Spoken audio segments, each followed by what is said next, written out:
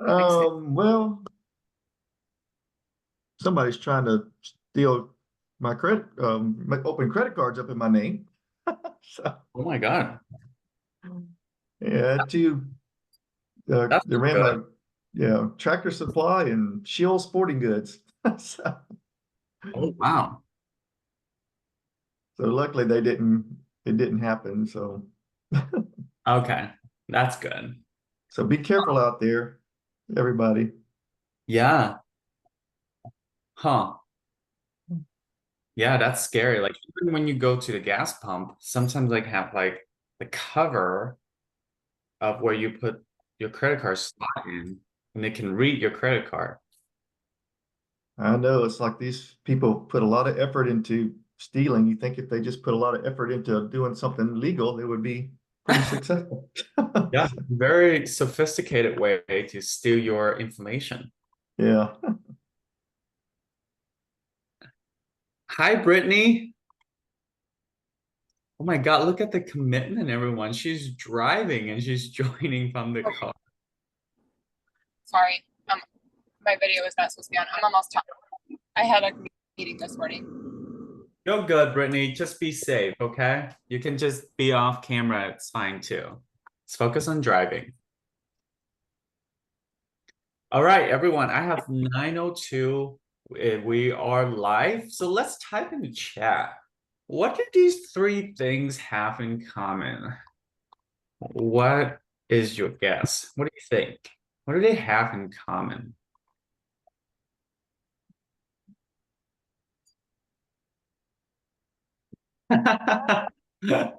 Yeah,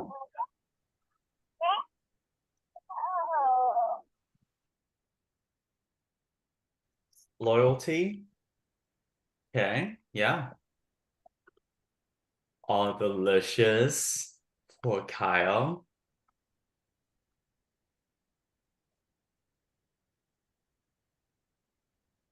Oh, yeah, brand recognition.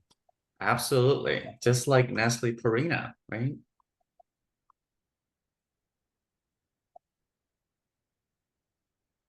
Convenience, for sure.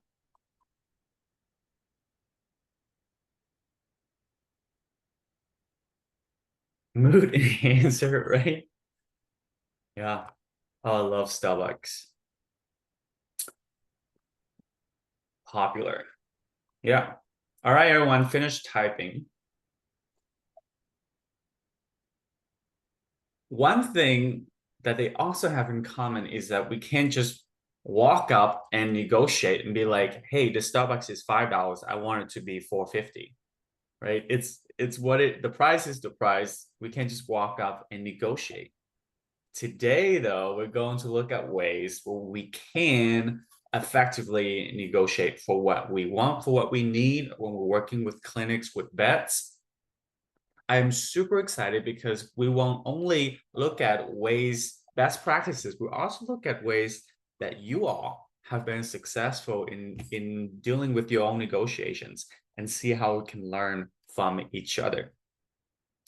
So also, everyone, let's give yourself a round of applause. Congratulations. We are on the last official 4-hour session, right? After today, it will go into 90 minutes. So today we're focusing on enhanced negotiations and commitment, which is our last 4-hour chunk. Afterward, going forward, it will be 90-minute sessions. And the goal of those 90-minute sessions is for us to continue to support your growth. We'll have it will cover some small topics, but it won't take the entire time, 4 hours like we have been doing. In a little bit, we're going to look at some of the topics that we'll be covering in those 90-minute sessions. Before we do that, who has a question about today, about this program, before we dive in? Come off mute. You can type in the chat. I know it says 3-hour sessions. We've been doing 4-hour sessions, right? Awesome. So we have been together since March, and when we go into June, starting with our 90-minute sessions, we'll be discussing these topics. We'll look at ways to continue to manage stress and worry, right? Sales is stressful. Working with clinics can be stressful at times. We'll look at some quick ways to prioritize and manage our time so that we can be more productive and get more swaps, land more deals. Working with client customers, we have to deal with objections. So look at some tools to support that. Sales communications. Today, we're looking at negotiations, how to communicate in a way for a win-win situation. In the 90-minute sessions, we'll continue to look at ways to further enhance our ability to communicate effectively in sales. And we'll look at ways to, how do we tap into our networks? And the best time to get a referral is when we're working with a customer and client and they're really happy with us. So we'll look at that as well. For now, I am sure that we have been doing these things. We've been working on these things in our lives. So let's type in the chat. Let's type a number in the chat. When you think about, hey, I've had a win in this area, 1, 2, 3, 4, 5. Type a number in chat and let us know. Which one have you had a win in? Maybe you say, hey, I've been really on top with my projects, my meetings, with my conversations. I have been doing a great job with time management. Then type number 2. Or you've been working on limiting the amount of stress that your work has on you, then you put number 1. Let's type a number in the chat. Oh, Tom, 3 and 4. Would you come off mute and elaborate? I've had a situation here develop over the last few weeks, kind of by accident, with a clinic who has not historically, they've never done more than $200 worth of business with us. And oh, really? I made the effort to. They're one of those can't get there from here clinics, and went out to made the effort to get out and talk with them and go over they have not seen a rep from us. But I was able to establish a good relationship with them very quickly, overcome their objections about, not having contact with us, and actually work that into a vet direct conversation that hopefully tomorrow turns into a swap. Nice. Yeah, good luck with ya. Good luck with ya. And the fact that you reach out and reestablish that relationship, and it goes to show us that when we make that connection, we can get the swap. Good job, Tom. All right, Ashley, number 2. Tell us more. So yeah, for me, for time management, just like prioritizing follow-up and logging my clinic calls at the end of the day. And so a lot of times I'm just trying, kind of rushing to get things done and to get home to my kids. And so I've really tried to get out the door on time, be up early, get everything done before my kids get up, so that I can start my day, early in the morning, so that I can make time at the end of the day to log those calls, send those emails, instead of pushing them off to the next day, or sometimes the next office day, which could be a couple days away. So, yeah, really just prioritizing getting up early before my kids and getting out the door. Yeah, you're making time to do those things that if we don't do them, they add up and Right. overwhelm us. Yesterday we were in a meeting and my boss says this 3 words that we can keep in mind to prioritize, and it's past, present, future. Pat is kind of like her ideas at the end of the day. Just spend a moment and think, what happened today that I need to take care of, that I need to follow up on, okay? And then present is, what can I do right now to make sure things are on track? And then future is, what do I need to plan for tomorrow? So past, present, future is a way for us to just reflect what's left to be done, what can I do right now, and what needs to be planned for the rest of the week, for tomorrow. This is a little technique to further manage our time. Thanks, Ashley. All right, Denise, let's hear from you. Number 5. In what ways? So as far as like referrals and everything, this has been my first year with Purina. So I've been trying really hard to like meet with practice managers, establish good relationships and kind of build that up.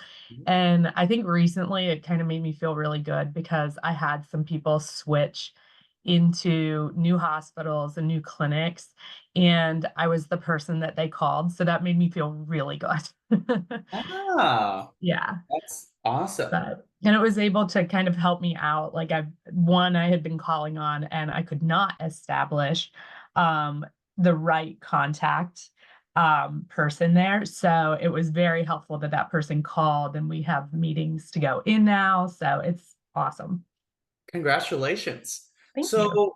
So teach us, Denise, sharing insights. What can we do? What's something that you do that we can do?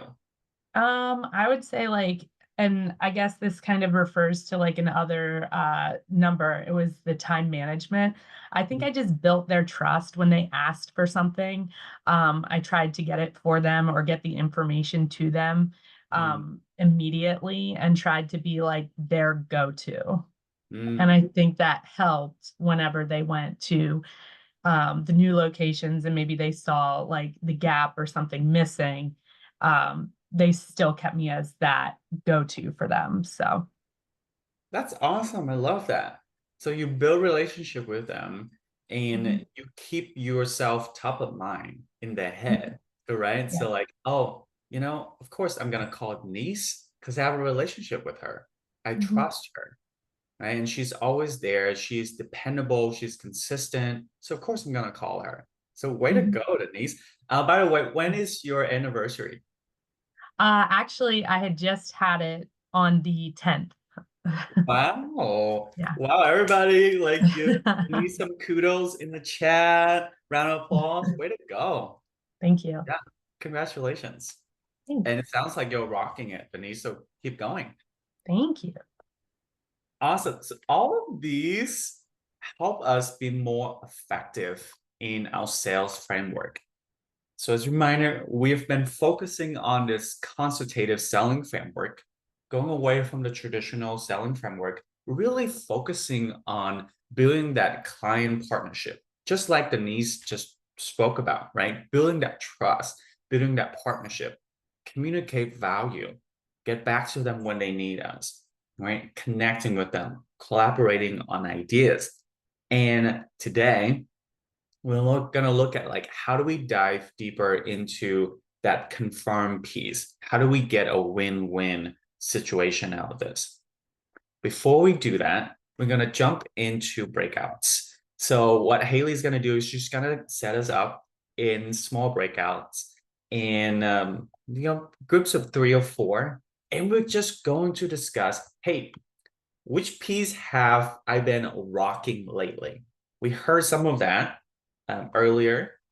Let's just give everybody a chance to discuss which piece have I been doing really, really well.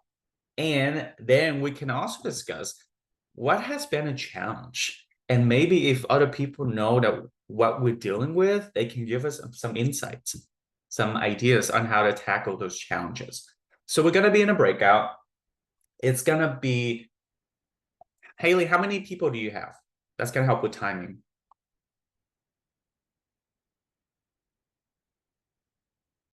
Haley, I'm trying to read your lips and I can't. Sorry about that. We have 5 groups in total, 2 groups of 4 and 3 groups of 3. Perfect. Thank you. Let's do 8 minutes, Haley. And then when we come back, be ready to discuss, everyone. Before we do that, who has a question? Awesome. Just 2 things. What have you been doing well? What has been a challenge? See you all back in a little bit.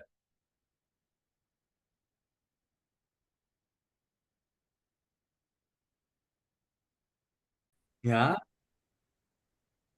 That painting behind Thank you. My best friend made it for me, actually. Huh. Nice. Yeah, it was a nice present. Oh, was it like for your birthday, Christmas? Yeah, well, I think it was that, or maybe it was just when I moved into the house, like she Um, wanted to give me a painting because she's been painting for a few years yeah. and she sells paintings and it's a hobby and she's really good at it. So it Hmm. just fit my house. And so, yeah, she gave it to me. It's Nice. really big. It's like you're only seeing a little bit of it. It keeps going. Really? Huh. Mhm. Yeah, Hmm. it's like big. Oh, there we go. Yeah, Yeah. there you go. Little show and tell, Vanna White. A little show and tell. All right. So Cassidy, since you're already off mute, let us know. What did your group discuss? Well, we talked about, I think there was mainly communication and connection, communicate and value. We were talking about how, we were communicating the value of Purina, but also how it can be challenging sometimes. We have a promo right now. We have a lot of promos. We're promo heavy, but we have one promo that's with a national partnership, and it's giving us some, I'd say some foot in the door with the leaders. And sometimes they know about it, sometimes they don't. So sometimes you're the first person telling them. And then it's just such a very hard line to connect with the right person who makes the decisions. Because you might already have a great relationship with a practice manager or the inventory manager, but you may not have that relationship with the right doctor who has the final say, or vice versa. The influence might come from the practice manager and the inventory manager, and the doctors might listen to them. So every clinic is different. So sometimes it's hard to collaborate with the right person. So it's always back to that, like, are we putting the right person in our CEs? Are we putting the right person in our meetings? Who's going to make the final decision? And there is 4-quadrant selling where you can actually touch the whole clinic, and you're going to develop a richer relationship over, right? Because you're going to have more people to talk to each time you go in, and that's building a partnership, I feel like. But I think it's where we all kind of talked about was connecting and communicating value. Those were the 3 things that we were heavy on in our group. Yeah. Thanks, Cassidy. What I'm hearing is the partnership continue to learn of their world, right? Being part of, who are the key stakeholders in their clinic, in their organization. And also like the power of not underestimating what someone can do in that clinic. All right. If we underestimate this one person thinking they don't have any power, when in fact they might have a large influence on the doctor, on the PM, right? So maximize leverage those partnerships as much as we can. Thank you. All right, let's hear from Chelsea, Julie, and Kyle. What did your group discuss? I'll Oh, do you want to go, go for Kyle, it, or do you Julie. want me to go? You go for it. I'll add if All anything. right, that sounds good. Well, we were talking about collaboration, obviously, not even just within the group, but with our offices. And Kyle was talking about how he had a CE set up. And congratulations to him because he just had an amazing little baby boy. So we were going to talk about that as well. Adorable. So he came back from that and then, was talking about, just communicating value and how the collaboration was going and building on that. I think the challenging piece, of course, is we have so many different things happening is just getting that firm commitment moving forward. And we have had some success, obviously, but, continuing to work to try to get more swaps, more commitments, and building the foundation to getting commitment on Vet Direct or, with certain lines, and continuing to move forward. So I feel like we were talking about really just, kind of having success with the communication. And now it's just executing on that. Anything else, Kyle? Yeah. Kyle, tell us the baby boy's name. His name is staying with the theme of his sister, who is Jolene. Waylon Patrick Wow. is his name. Yeah, Waylon Patrick. What a beautiful Waylon name. Patrick. Yeah, Wow. I'm still in semi-zombie mode too, so I do apologize. He's still not sleeping as consistent as we'd like, but he's getting there. Uh-huh. Uh-huh. Yeah. Yeah. It's okay. Yeah. If we see your screen freezing, that means you're taking a nap, a quick nap. Yeah, yeah, exactly. Just make sure I'm not dead. Just just do a quick yell. Yeah. Yeah. Um, thanks, Julie and Kyle. It sounds like, there's always more commitment, more swaps that we're working towards. Right. So it goes back to how can we continue to be top of mind? Just like Denise, like when they're ready, they will make the call. How can we continue to provide value, be a trusted partner? And when they're ready to make the swap, we'll be the first person they'll call. Let's hear from Brittany, Kim, or Tom. What did your group discuss? I'm out here. We talked about the kind of a combination of the challenges of communicate value. We just went through some product bag size changes and pricing changes, and how we overcame those different conversations. Mm-hmm. Yeah. So what insights do we have? A lot of it was trusting in the release of new items, in particular coming back to the elemental diet, which was taken off the market at one point, and we're reintroducing it, and it's going to be something really positive, and it was a way to really kind of get into the conversation on a positive note. That was something that was people were going to be really looking for. Okay. All right. Thanks, Tom.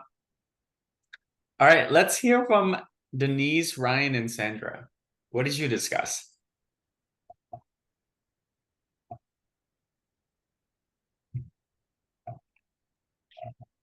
Yeah, I think we also touched on the collaboration part of it.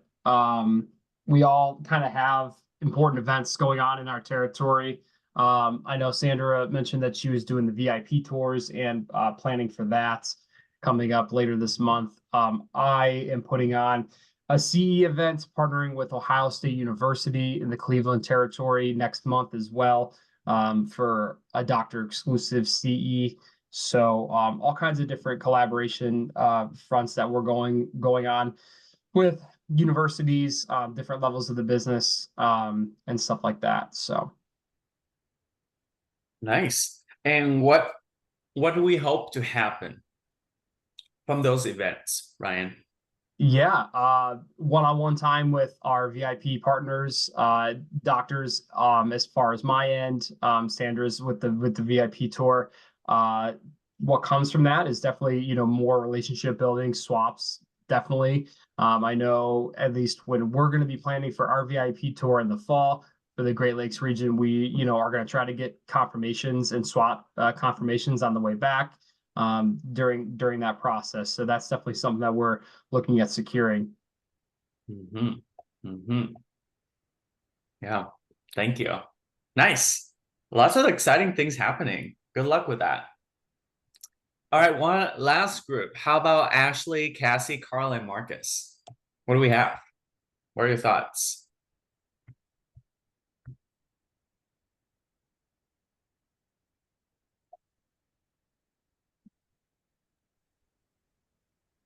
Hey guys, one of the things that we talked about as far as being like a challenge lately would be communicating value. And the reason that we all kind of agreed on that one is potentially if we have like a new product launching and we don't have the proper support materials in place, but then, an expectation is to, deliver on results and things like that. So we were speaking specifically to like a new product multi-care that we have recently launched, and just at the beginning of like a pre-sale period, there's a lot of unknowns as far as like ingredients in it, and like, you know, a lot of questions and materials to have and handouts and things like that. So it was a little difficult to communicate the value of this new product with veterinary clinics, and then with the doctors, and how they were going to then, you know, explain it to clients and, you know, get it in the right hands. And so that was something that we felt, you know, was challenging, to be able to communicate value to our clinics and to our doctors. Mm-hmm. Mm-hmm.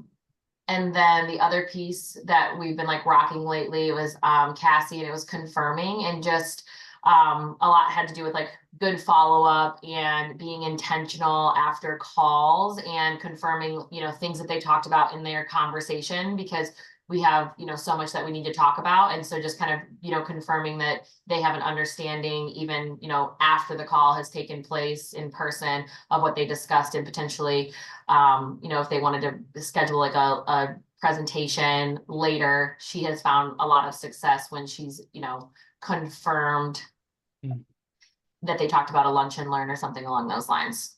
Yeah, yeah, absolutely. Thanks, Ashley. The clinic is busy, right? Yeah. So we take a moment to confirm this is what we plan to do, then we're more likely to be able to follow up and go through with that. So with your group, Ashley, Cassie, Carl, and Marcus, with the new product launching, and we're still trying to get more support so we can explain it to the clinic, so they can explain it to clients. What's one small way that we can tackle that challenge? Okay, there's a lot of ways that we could tackle that challenge, but I would say for us as PVCs, like if you don't have a good grasp on the product, the best thing is like to reach out to potentially like our vet communication managers, the, you know, the DVMs that we have on staff, to just get maybe a better explanation or a better idea of maybe what the veterinarian would want to know, to be able to communicate that value of the product and why it's important that they have this product in their clinic to be able to offer to clients. And so maybe get some talking points from one of our personal Purina veterinarians, I think would be a great way to just further educate ourselves. Yeah, absolutely. Thanks, Ashley. And that's going to be helpful for us too, as we think about the idea of negotiation. Is not only thinking from our point of view, but also what does the vet need? What does the clinic need? What they're looking for? And when we have those DVM in our network, right, as working with Purina, we can leverage them to help us be more successful in sales and in negotiation. So regardless of where we are strong, struggling today, these are our focuses. We'll look at, hey, what are some past negotiation and what are some of successes that we can learn from those to leverage for the future? Because chances are many of us here have been in those situations where we feel like we need to negotiate, and there's lessons that we learned. We'll look at how to adopt a win-win negotiation approach, right? This is more of a collaborative win-win, not a distributive. I'm in it to get the most I can. That's not gonna work in terms of helping us develop that partnership mentality with the clinic and the vet. So we need to look at it from the win-win approach. And by learning ways to be more effective, we gotta look at re-examine what are the things that we're doing right now that might undermine our effectiveness when it comes to negotiating, when it comes to sales. We'll look at some best practices as well. And what you notice is a lot of it has to tie with our attitude and our mindset approaching them. We'll look at ways to minimize where clients stop responding, right? How do we move past those points to get them to commit, to say yes? Before I go into that first picture you saw, who has a question regarding what we're doing today?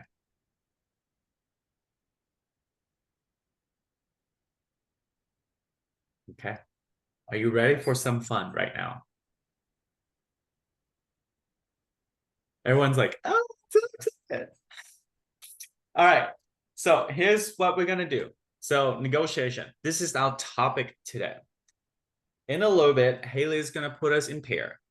Haley, if we don't have pair, you can do groups of 3. And if you're in a group of 3, just choose who you're gonna be conjoining twin with. Okay. So there's gonna be person A and person B in the breakout. Person A decides it will make a fist, right? A fist like this. Person B needs to negotiate to get person A to open up their fist. So person A is going to have the fist. Person B is going to negotiate to get that person A to open up their fist. What can you do? What can you say to get person A to open up their fist? The rule is anything that you promise to your partner, like, hey, I'll give you $5 if you open up your fist. You have to follow through after this call. I'll give you a Snicker bar. I'll grab you a beer. You have to follow through. We only have 2 minutes to do this. So once you're in the breakout, decide who's going to be person A, who's going to be person B. Person A will make a fist. Person B will negotiate. We'll come back and we'll see what you did.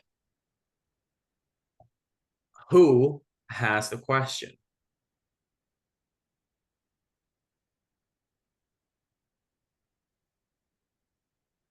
Okay. Haley, real quick, how many groups do we have? So we have 8 groups and 1 group of 3. Okay. So in the group of 3, you can just decide, hey, I'm going to be conjoining twin with this person. And we're going to be person A or person B. Okay. When you're in there, just choose, I'm going to be A. I'm going to be B. A, make a fist. B, negotiate. And we'll come back and we'll see what you try. Here we go. Let's do, so Haley, let's give everybody 3 minutes just for transition.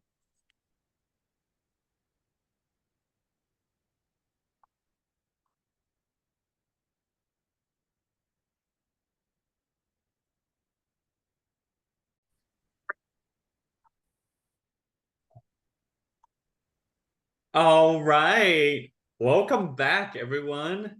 Let's type in the chat if you were able. Let's type yes in the chat if you got your partner to open up their fist. Type yes in the chat. Good job, Marcus. Oh, nice.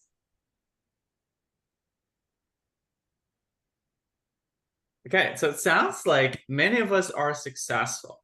So let's annotate. Let's see what you did. Click go to view option in the top, drop down menu, hit annotate and use the text tool. And let's type on the screen. What did you do? Do you threaten them? Did you get down on your knees and beg? What did you do? Let's type it on the screen.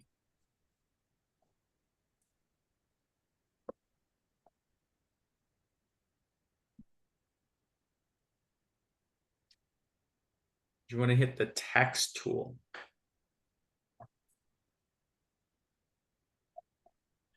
There we go.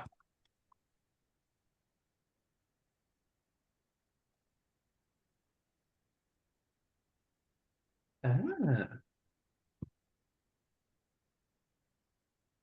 There we go. Ooh. So Sandra, what was the answer to this question? What would it take for you to open your fist?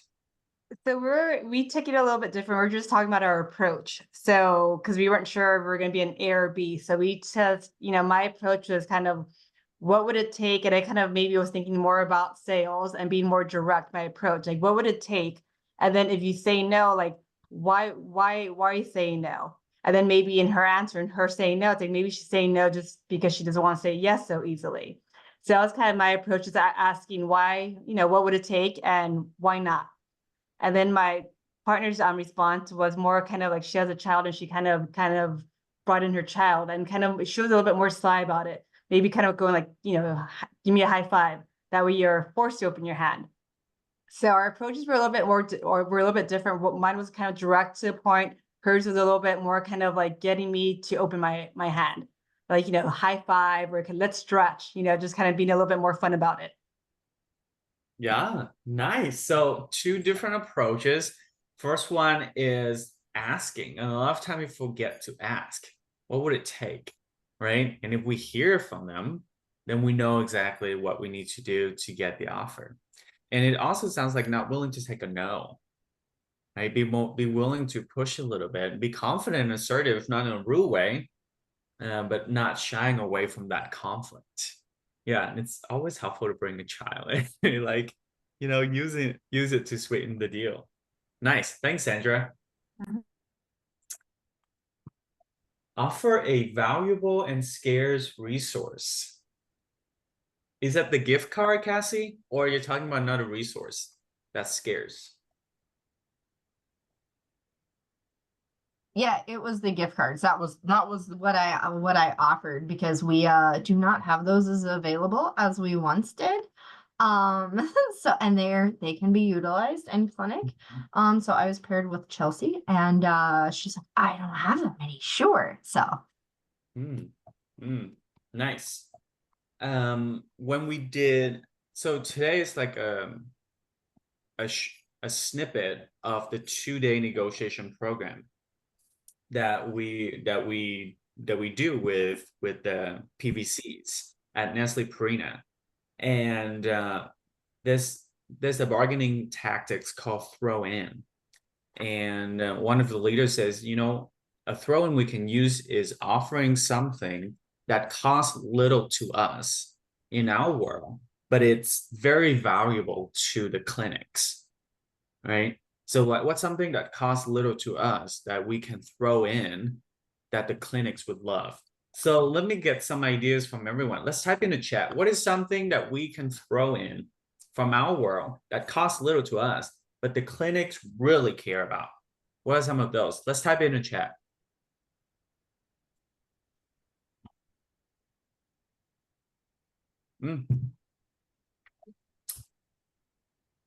Pen, client resources.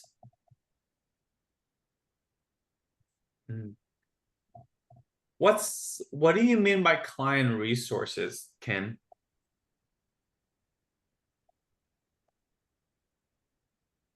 Sorry, had to close my annotate. Yeah. Just if we have different like brochures or things that they can hand out to educate their clients on their new food or anything that may help. If we have coupons, that could be nice, or, buy one, get one free offers, whatever it might be. Okay. Gotcha. Thank you. Ooh. Scale. Yeah. Table mats. Yeah. So those are some throw-ins that we can use that are, a small part of our world, but it makes a big impact when it comes to us negotiating. Nice. And it goes to us providing, additional value that they care about. Let's take a moment and look at the things that we wrote on the screen, everyone, and come off mute and let us know what do you see? Like, what do you notice from looking at these tactics? What's something that you notice from looking at these?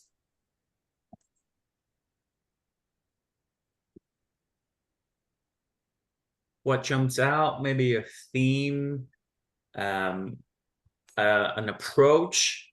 What jumps out to you? Come off mute. It seems like up to me is what would it take for you to open your fist? Just being really direct. Like, what would it take for you to, switch over to become a Purina customer? Like, just like coming out with a very bold, direct question. Yeah. Yeah. Right. And Dale Carnegie's principle to gain willing cooperation is let the other person do a great deal of talking. And people are 5 times more likely to buy into an idea if they have the opportunity to talk. So when we ask that, hey, what would it take? That's a powerful question. Thanks, Ashley.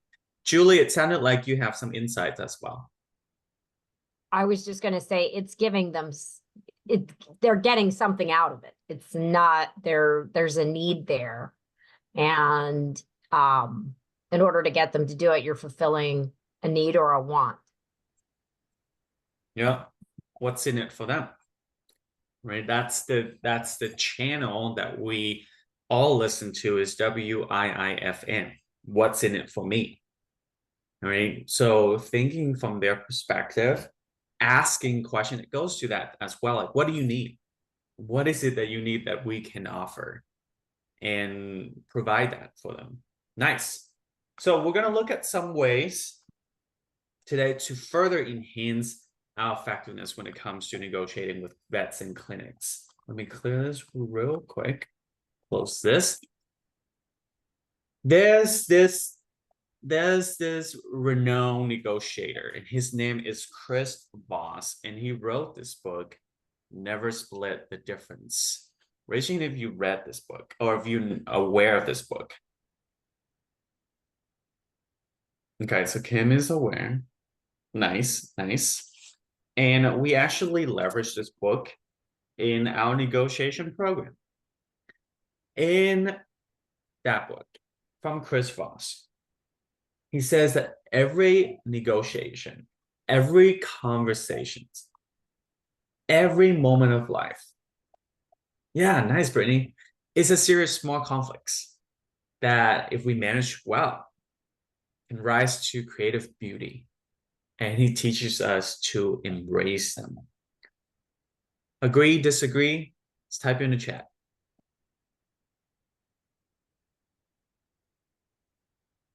Agree or disagree?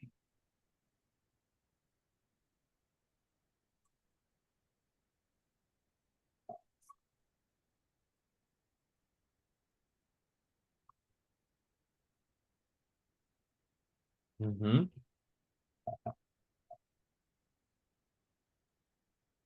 Okay. Yeah, so it sounds like this is something that resonates with us. And negotiation is a key piece of the selling framework. We negotiate because this goes to the confirm bubble, right? I mean, in fact, we negotiate every part of this process. Selling is negotiating. We negotiate because we have something to offer or want something, we want to swap. We want to partner with a clinic and under different terms than the other party. They might have something else that they're looking for. And the thing is, we both care about the outcomes. Although everyone in the negotiation have different motives, and in the previous sessions, we look at different interest areas, right? Different buying motives. They might have different motives, different values, different concern, different reasons for wanting a particular solution. When we continue to focus on how can we have the win-win outcome, both parties would win and we get more swaps. So before we go further, let's just define what we mean by negotiation. Let's type in the chat, everyone. What do you think? How would you define negotiation?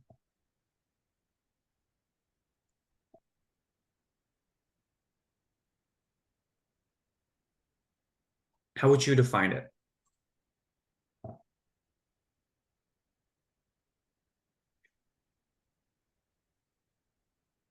What is negotiation?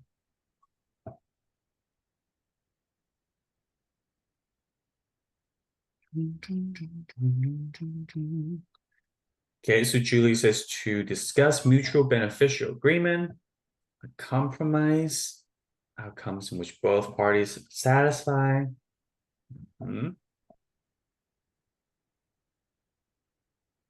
Navigation to an agreement. Working together, come up with a solution. Satisfy both parties. Yeah. Agreeing on something.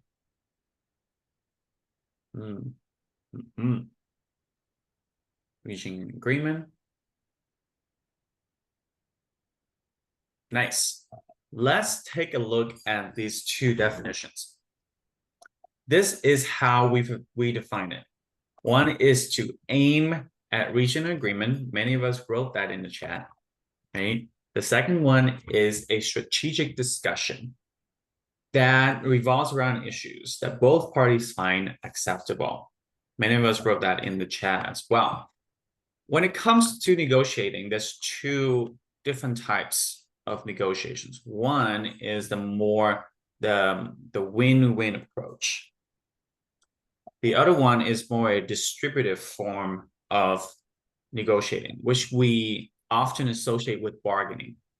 The distributive approach is I'm in it to claim as much value as possible, right? Think about when we negotiate when we go trying to buy a car. That's a distributive form of negotiating. Is I'm going to go in there and try to get the lowest price as possible while having as many belts and whistles on that car as possible. I don't care about the salesperson. I want to get the best deal. That's distributive. When it comes to us working with the clinic, we can't assume that mindset. It has to be the win-win because we want a partnership. We want a recurring relationship. We continue to work with them. So that's why we're focusing on the win-win situation.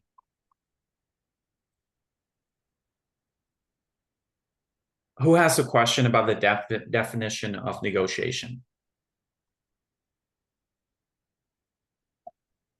Okay. So these quotes, the conflicts, again, it ties back to us being willing to have those productive conflicts. And let's look at two primary reasons we negotiate. One is to resolve an issue, a conflict moving forward. Two is create mutually beneficial transactions. Which one do we do more often, everyone? One or two? Just type in the chat. Which one do we do more often?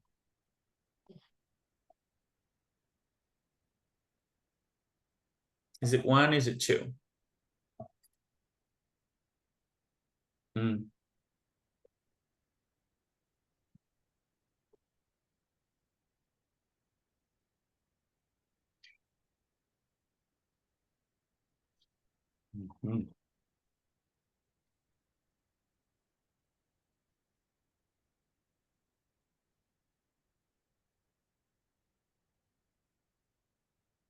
Oh, having sometimes one happens, right?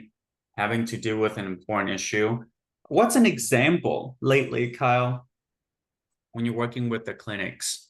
I think some of it is just a lot of it has to do with in my area wasn't very, I guess, Purina present before I took over.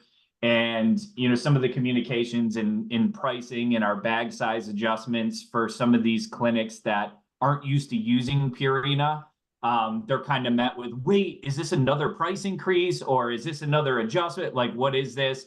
So you're kind of like managing the conflict of, we're on par with, market value here. This is aligning with the marketplace, et cetera, kind of easing their concerns at first. And then you can kind of have a more meaningful, mutually beneficial conversation after that. But I've been dealing with some of the stragglers from learning about some of these changes that we made at a corporate level.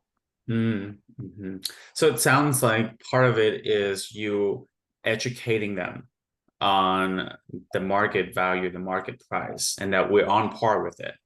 Right? Absolutely. Yeah. I think too, what I've found is, when they're only made aware and it's only a problem when it's a problem in that instantaneous moment. Sometimes they don't even know that pricing is aligned with all of their vendors and things like that. Sometimes it's not as bad of a conversation as you initially think it's going to be moving forward. Sometimes you teach them a little bit about how the marketplace has changed and maybe where we could be lower than some of our competitors. So you can definitely angle into a better business conversation, though it's a little rocky at first.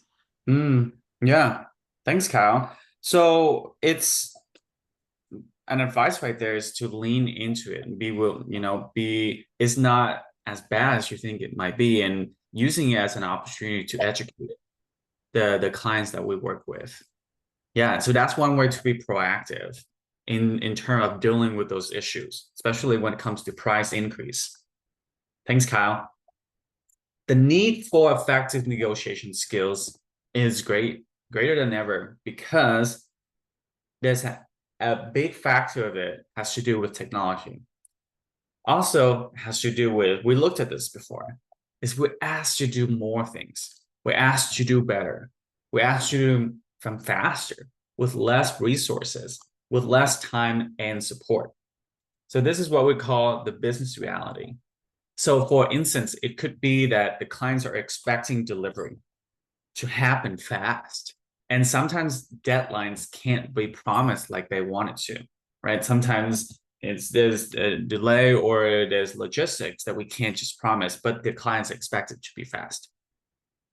Not only things are changing in our business, but things are changing with our clients too. And this has to do with us having to negotiate more or to be on top of our game, is because the clients are more educated, they're more prepared, and they have more alternatives. For instance, like our clients might have us pitch back to back with another competitor, with another vendor. They might have our competitors do educational sessions. So in today's sales environment, it's not just about who have the most knowledge, but who can speak the client's language and tailor to their needs that win.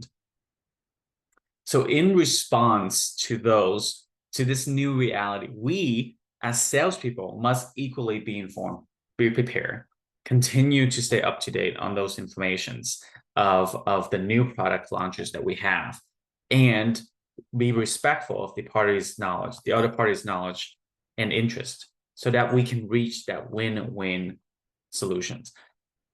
Real quick, what's our reaction to this? The business reality, as well as the fact that our clients are more educated, prepared, and have more alternatives. What's our reaction to this? You can type in the chat or come off mute. To the fact, I feel like we have to be the same. We have to be more, we have to kind of match exactly what we're seeing in the field and with our clients. So we have to be more educated. We have to be more prepared and offer more solutions. Yeah. So what gets in the way of us doing that, Sandra? I mean, it could be a lot of things. It could be time. It could just be maybe you're not confident. It could be a lot of things that could get in the way. Yeah. I think with me, sometimes it's just maybe, not understanding the meeting I'm going into sometimes, like maybe not understanding kind of like, yeah, and I'll learn through the meeting by asking questions, but maybe not understanding and having a response for their concerns right there and then. But that's something that I could obviously ask questions and I'll, follow back up with them. Yeah. So addressing that concern that might pop up during the meeting. Later today, we're going to look at how can we leverage Nestbot to help us kind of like prep, because I know Nestle Purina has a built-in chat GPT called Nestbot that we can leverage to help us prepare when we go into those negotiations. Raise your hand if you're familiar with Nestbot. Oh, Cassidy, how often do you use it? Not often enough. Okay. It's something that I know is there and I've used before, but I don't use it enough. And it's one of my goals to start using it more in emails and such. Yeah. It's an AI, right? It's ChatGPT. It's built within our teams. It's a platform that Nestle Purina has created for us. It's also protected because to make sure that the information that we put in there doesn't leak out into the world, right? So it's a safe generative AI tool that we all can use. We can use to write emails. We can use to communicate with the clients better. We can also use to help us prep as we enter the sales meeting. So we'll look at some prompts, some ways to be effective as using those. This is the framework, the win-win negotiation framework that we're looking at. And you might notice on one side says quantitative, the other side says qualitative. So qualitative refers to the emotional, the relationship elements. An emotional elements could be that the clinics picks us because they want to partner with a reputable brand. or that they see us being part of the community, purple leash, and that it's something that aligns with what they care about, is making an impact in the community. One of the clients that we partner with, and this goes to the quantitative side too, is the way we conducts the training, the development aligns with her personal philosophy of how learning should be. Right? She fired another vendor because of that different approach. That goes into the emotional quantitative side. And the qualitative side refers to the logical points. Gains lost by the parties could be the buying criteria, could be the primary interest that falls into that quantitative side. Just take a moment and think, everyone, what could be an example of a qualitative aspect of a negotiation? I gave an example. What else can you think of that has to tie with that emotional relationship elements and not just the quantitative side? Let's type in the chat. What's an example you can think of in your world of that quantitative side?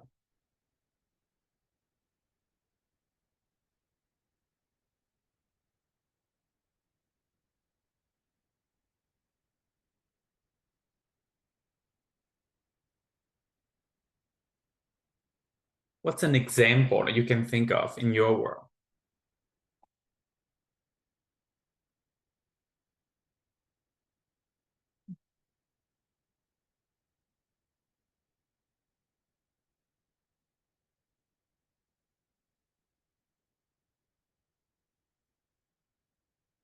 And if you're not able to, continue to think about this, because Dale Carnegie says people are not creature of logic. They're a creature of emotion. And there's research that's found that when people lose that emotional side of their brain, the amygdala, the emotional center of the brain, they can't make a decision. Not only that they can't feel emotions, they can't make a decision. So when we negotiate, it's not only focusing on the buying criteria, but the quality of the relationship, the emotional aspect of a negotiation.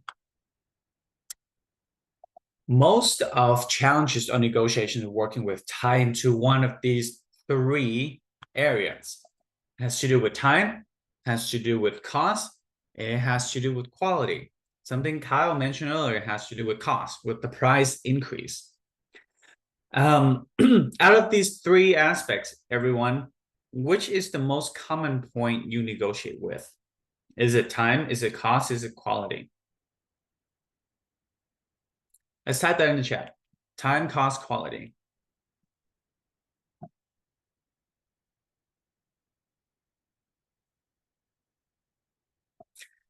There we go. I thought the chat was broken for a little bit.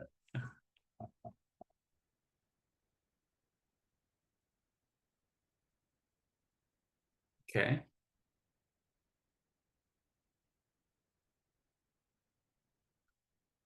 Hey, Marcus, would you elaborate more on the quality aspect? Yeah, can you guys hear me? Mm-hmm.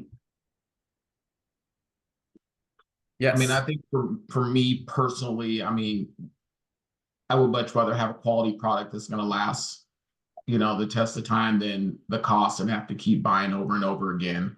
So that's why I look at quality over the cost. And I think, and even in our vet clinics as well, I know that cost is very important. But does this product work, and is it going to be a benefit to, you know, the clients or the dog? Like Fortiflora, you know, we know the quality of Fortiflora is one of the best supplements out there. It might cost a little bit, but hey, you know, we're gonna go with the quality because we know it works and it's been consistent. So that's for me. Buy something good that's gonna last longer than have to buy a bunch of stuff multiple times because it's cheaper. Yeah. Thank you, Marcus. And such a valuable insight for us to keep in mind is when we're working with clinic, we're focusing providing that quality, providing that value, right? Clinics knows that many clinics know they're not the cheapest in town. We at Nestle Purina, PVCs, we don't compete on price. We compete on quality. We compete on providing things that works for the client, right? So if we believe in that, we got to stand by it. And if we believe in a price, we got to stand by it. So thanks, Marcus. Let's explore, let's see how this show up in a past negotiation. And by the way, we have a break coming up. So before we do that, let's reflect on a past negotiations. We're gonna be in a breakout. And Haley, you can do groups of 4 or 5 if possible. And we're gonna discuss what's an example of a successful negotiation. And what was your role in making it successful? Okay, what are some of the insights? And on the flip side, what's the time that it didn't go well? And what led to it not going well? For instance, we had a meeting with a client and they talked to the salesperson. We got a green light. We came in, me and my coworker came in as trainers. And then it didn't go further than that, right? We got them to say, okay, it's going to be a go. They're meeting the trainers. And then we just stopped there. We just got stuck in the abyss. So now reflecting back, what we think one thing that could have helped is if we bring me, the trainers, and my coworker in earlier to build trust and support. We realize that trust is critical and the clients want to be informed about all the parties involved to ensure the success of the experience. So based on that, my advice is to have key stakeholders be involved early on and continue to build trust. So that's one way we can reflect on the past negotiation. Failures win success. Before we do this, who has a question?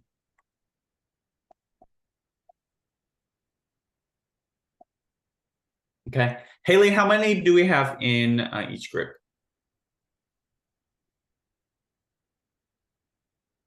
Oh, we have 4 groups of 4. Okay, awesome. And I'll share the screen when you're in the breakout to everyone. Haley, let's do 10 minutes. All right, here we go.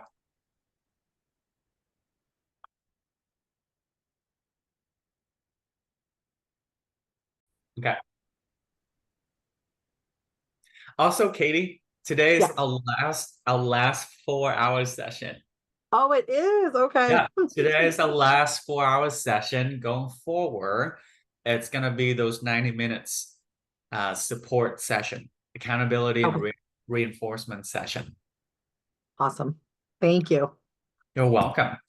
All right, everyone, welcome back. Let's see what you discussed based on what you talked about in your breakout. Let's see if we can get some advice that we can carry with us going forward on, what can we do to be more effective at negotiating.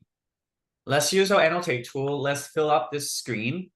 We had time to discuss in a breakout, so now let's put our brains together. Let's annotate text tool. Let's type. What advice would you give to someone? My previous advice is to build trust early on and to involve all key stakeholders. So that's my advice. What's your advice?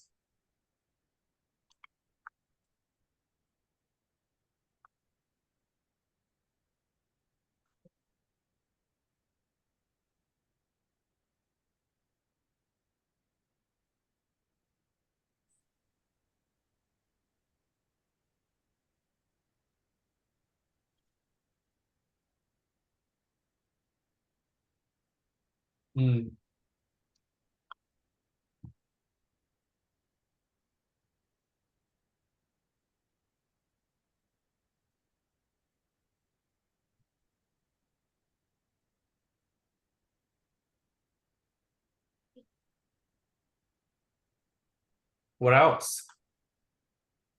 Listening, being flexible, speak less. Ride the wave. Kyle, what do we mean by that? Ride the wave. Well, it kind of like brought up when we had our breakout session. Tom actually had an awesome example of what I'm talking about, which is what I think a typical sales negotiation can be at times, where it's just kind of an emotional roller coaster. Sometimes you think you can knock the negotiation and you can even have a deal done, and then something out of your control at that client's business or something can not go your way, and all of a sudden you're at square one again, and then trying to dig yourself back out of that hole and then back to the top again. So it's more like sometimes a negotiation may not seem like it went very well, but you could have said one or two things that get them talking when they need it, and it can turn positive too. Yeah, so things can turn negative and positive very quickly.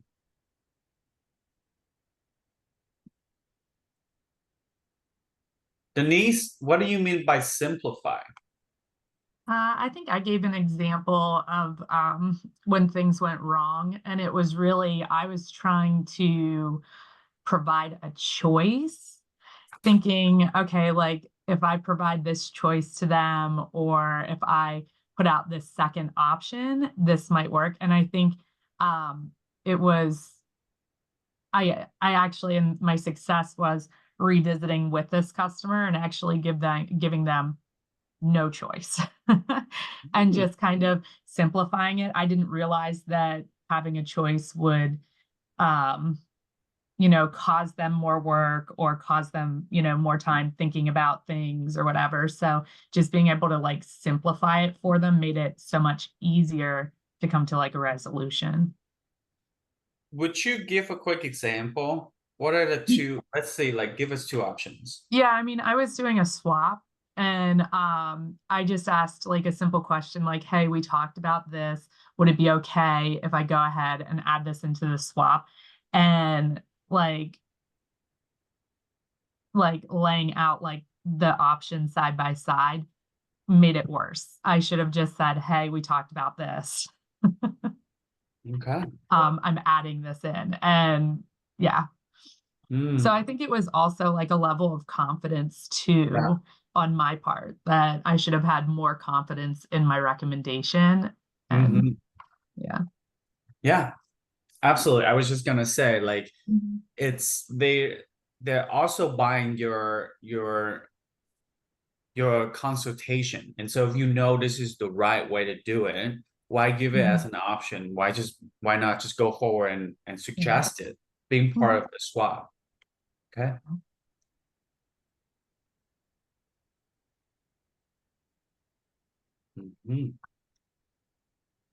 Rachel, can you elaborate on be patient?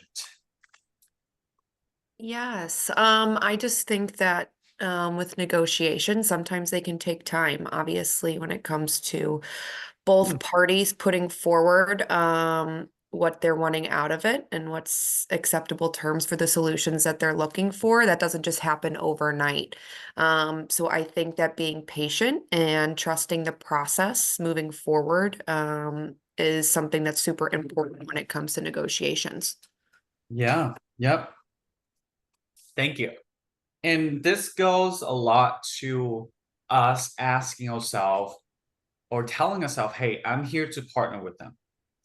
I'm here to understand their world and provide value and develop a long-term relationship. That's going to take patience, right? If we want someone to trust us, and we know trust takes time, we got to be willing to be patient and show them that we are dependable and trustworthy. Okay, before we take a break, who has any additional insights they want to tell the group?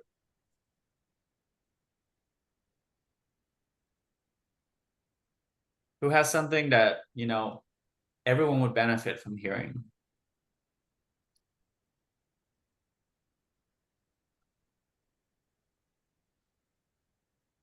Okay, I'm gonna leave this on the screen. We'll take a 10-minute break. When we come back, we're gonna look at common mistakes that we make when we negotiate and see how we can avoid them. All right, let's do a 10-minute break, everyone. Let's come back at 10:44.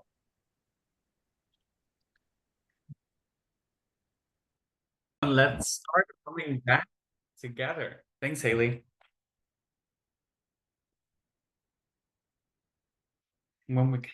let's discuss common negotiation mistakes.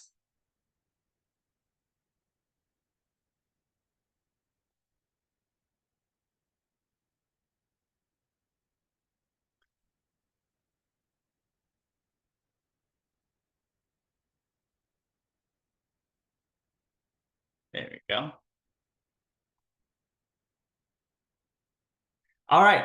So for us to continue to be effective in sales, in negotiation, let's look at ways that things that we should avoid so that we don't undermine our effectiveness. First one is discussing price before solutions. Marcus touched on this point earlier, is about focusing on that quality, the products that the outcome that we're providing, instead of fixating on the price. Number two, leaving no room for negotiation, putting everything out there early. The suggestion for us here is to slow down and understand their needs. Use the questioning model, and we can bring in our credibility slowly as we're communicating value to them. When we put everything on the table, right, we're not leveraging what we know, our ability well to communicate value. Number three, Denise gave us an example of this. When we provide too many options instead of being assertive with our suggestions, we're showing a lack of confidence, and that create doubts in the clinic's mind, in the client's mind. Number four, failing to understand the specific needs of the client's company and decision maker. This goes back to many things that we've discussed in the previous sessions about using the questioning model, zooming out, elevating the dialogue, right? What's going on with the clinics? What's going on with the industry? So we can understand what is it they care about. Number five, acting desperate. When we feel like we have to get the swap, or we have to meet a certain quota that we have for ourselves, the advice here is to be prepared and know our walk away point. In negotiation, we have something called the best alternative to a negotiated agreement, BATN. And when we know what's a walk away point, we don't come across as desperate. Number six, being argumentative in communication style. The way to avoid this is to not make the client lose face. We had a client who said, I don't get why you can't train this in 2 hours. Why is it 4 hours? Why are you proposing 4 hours? And instead of saying, well, client, let me tell you why it's 4 hours and not 2 hours. You obviously don't understand what's going on in our world. You obviously don't understand how to train. Instead of doing that, we said, hey, we have this upcoming program. We would love to give you a seat so you can understand our methodology better. He took the program, and he had a change in perspective. So avoid this mistake of arguing with our client. Instead, use it as an opportunity to educate. Maybe educate on the price. Maybe educate on the current market level in terms of our rate compared to the competitors. 7, failing to recognize the walk-away points.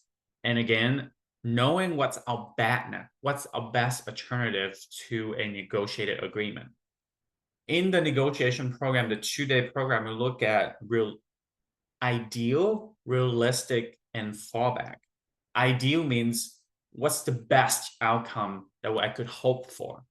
Realistic is giving the constraints at the clinics, what are the realistic outcomes here? And then the fallback is what's my walkaway point? So what's my alternative? Number 8, narrowing negotiations to one point, usually price. If we believe in our price, we need to stand by it. We talked about throw-ins earlier, things that we can throw in that cost little to us, but are really valuable to the clinics. So instead of focusing on price, think about what else can we leverage when we are negotiating. So I just went through all the 8 of them, the common mistakes, let's put a number in the chat. Which one jumps out to us? Which mistakes jump out to us?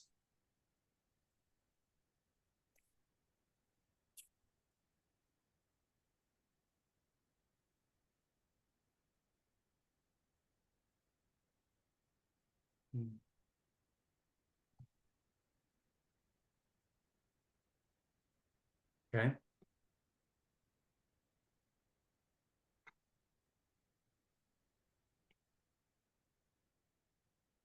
John or Kim, can you elaborate on number 2? Because Kim, I think this ties back to what you wrote early on the previous screen, right? Of being flexible. Yeah, I think just leaving no room for negotiation, that sometimes we get excited about all of the things we can offer. And so instead of like taking it as a step-by-step process, we're just kind of throwing up the information and putting it all out there. And then, I don't know, too much too soon, maybe. Yep. Absolutely. So think about every point that we make is kind of like a tennis ball that we're throwing to a client. And this is an example of throwing them a bunch of tennis balls and expect them to catch. Obviously, many of them is going to fall to the ground because we're just bombarding them with tennis balls, right? So that's an example of what you just said, Kim, is too much information. You got to take step by step. You got to make a point, connect it back to their world, providing some evidence for that point, and then check in with them. That's a way to help them digest the information instead of overwhelming them with too much information. Yeah, thanks for that point, Kim. 4 and 5. Ashley, would you elaborate on 5? Yes, I will. So the reason I picked 5 or just it spoke to me was because we've we've had a lot of initiatives and promotions and things like that where we're expected to meet, a certain quantity of clinics to purchase a new diet or a new item. And obviously as it gets closer to like the end of the, pre-sale period, you have to try to get your clinic count up. And so you kind of, it's not just myself. I know I've talked to like other PBCs that you almost feel like a little bit like desperate to get them to buy this one $35 case of multi-care or something along those lines. And so, yeah, you lose sight of really like having true conversations because you're just trying to like check the box to make sure you're, hitting that quota. So yeah, I think that's a mistake that we all are probably guilty of making when we're just trying to hit that number. And yeah, maybe can work one time for a pre-sale, but we can't do it all the time and make it a habit, really. Yeah. So what's the danger in doing that, Ashley? I think the danger, like going back to like not really understanding what the clinic needs and the client needs, and that you're really just like trying to, benefit yourself, but not really focusing on like long-term what's important to them. So it's kind of could be looked at as like selfish, maybe. I don't want to say it that way, but I feel like that's like the only thing I can think of. Right. Yeah. Thank you. So let's try, let's do this. Let's type a number in the chat. Which one should we pay attention to for ourselves going forward? Let's do that. Which one should we pay attention to? Maybe it's not acting desperate. What is it for us? What is the mistakes that we need to pay attention to not doing? Let's type a number in the chat.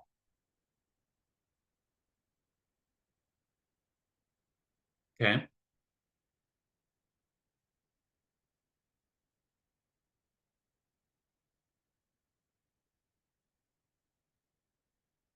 Wow. I see lots of 4 and 2.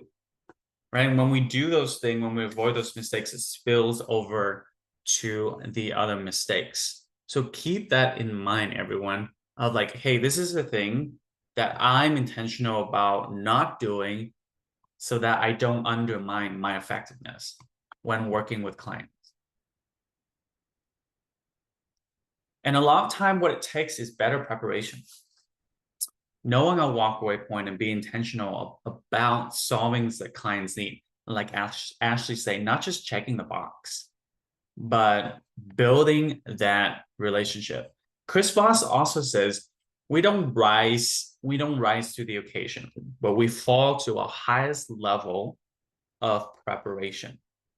Right? We don't rise to the occasion, but we fall to a highest level of preparation. And many of these things, if we slow down a little bit, take some time to prepare, when we approach that negotiation, we can go into it with more confidence. Now, let's shift from mistakes and what not to do to what we should do. And here are the 8 characteristics of a successful negotiator. 8 characteristics. First one, good reputation and good intention. So in this book, Chris Voss says sometimes he get the same hostage taker. So he deals with hostage negotiations, right? Sometimes he get the same hostage taker, and they specifically ask for him. And he says, why are you asking for me? And it says, well, because I trust you. Like, even hostage takers want to work with the same person because he has a reputable trust. And they trust that he's a good person. Number 2, and this ties to number 1 too, is in something that Denise touched on earlier, being respectful, being trusting and trustworthy, being dependable, and being there when they need it. Number 3, confident and positive attitude. When we're confident, we go forward and assertive about providing our solution. A positive attitude here, I might have mentioned this, when we're in a positive state of mind, we're 31% smarter and 37% more productive. And also put our counterpart in a positive state of mind so that we're both more creative. Having confident and positive attitude, going into negotiation, being willing to deal with those conflicts, allow us to be more successful. Well-read, persuasive, respected, and credible. Being up to date on the new product launch and informing ourselves and equipping ourselves with the information. We can also leverage Nestle. We're going to look at it in a little bit to make sure that we're credible and well-read. Well-prepared is something that Chris Voss says when we get a 71 rate of return on time, say for renegotiating deals or clarifying implementation when we take time to prepare. Being composed and calm. So in negotiation, there's 2 tones that expert negotiators advise that we take. Then the main one, they said we should use 80% of the time, is the accommodative tone. This positive, collaborative tone that we assume when we're working with a clinic. And that's the main tone that they suggest we use when we're negotiating. And that ties to communication skills, right? Being intentional about how we come across in both verbal and nonverbal communications. And number 8 ties back to what Kim said, open-minded, creative, risk taker. Chris Voss says, don't be so sure on wanting something that you're not willing to accept something even better. Don't be so fixated on wanting something that you're not willing to take something even better. So be open-minded, creative, and risk taker. So there's 3 categories that we might be able to put these in. 1, knowledge, 2, attitude, and 3, skill. Knowledge, attitude, and skill. when you look at these, where would you put the bulk of these things? Knowledge, attitude, or skill? Put that in the chat, everyone. When you look at these traits of successful negotiators, you put it in knowledge, attitude, or skill. Type K, A, or S in the chat. Or you can have multiple.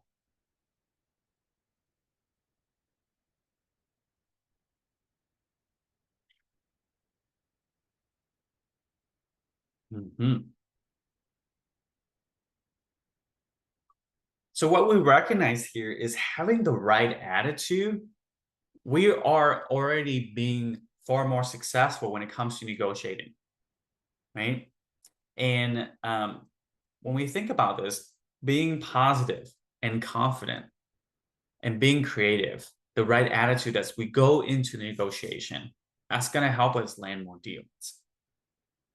We're going to jump into a breakout so we can discuss this further. And the two things we'll be discussing is, hey, which of these would someone say about you right now? Which of these traits would someone say about you right now? Are you composed and calm? Are you confident and you have a positive attitude? What do you think people would say about you right now? And the next one, which one would you like people to say more about you? Do you want them to say that you're open-minded and creative, that you take risk? You want them to think that you have a good reputation and a good intention? So two things. What would someone say about you right now? And what would you like people to say about you even more? Haley, you can keep the previous breakout you have, or you can mix it up. It's up to you. And we can do 6 minutes with this.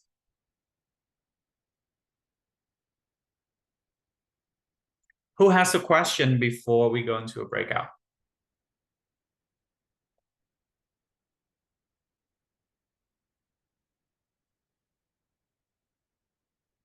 Okay, see you all back in 6 minutes.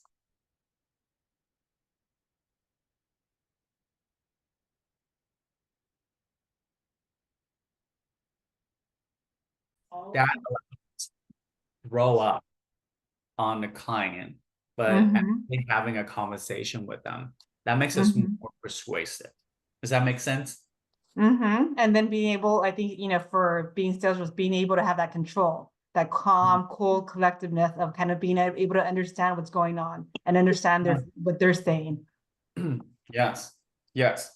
So recommendation is throw one tennis ball at a time. Yeah. And make sure they caught it. And then you can throw another one. So then they understand and we are more persuasive. All right, everyone, let's hear from your groups. Meg, would love to hear from you. What did your group discuss?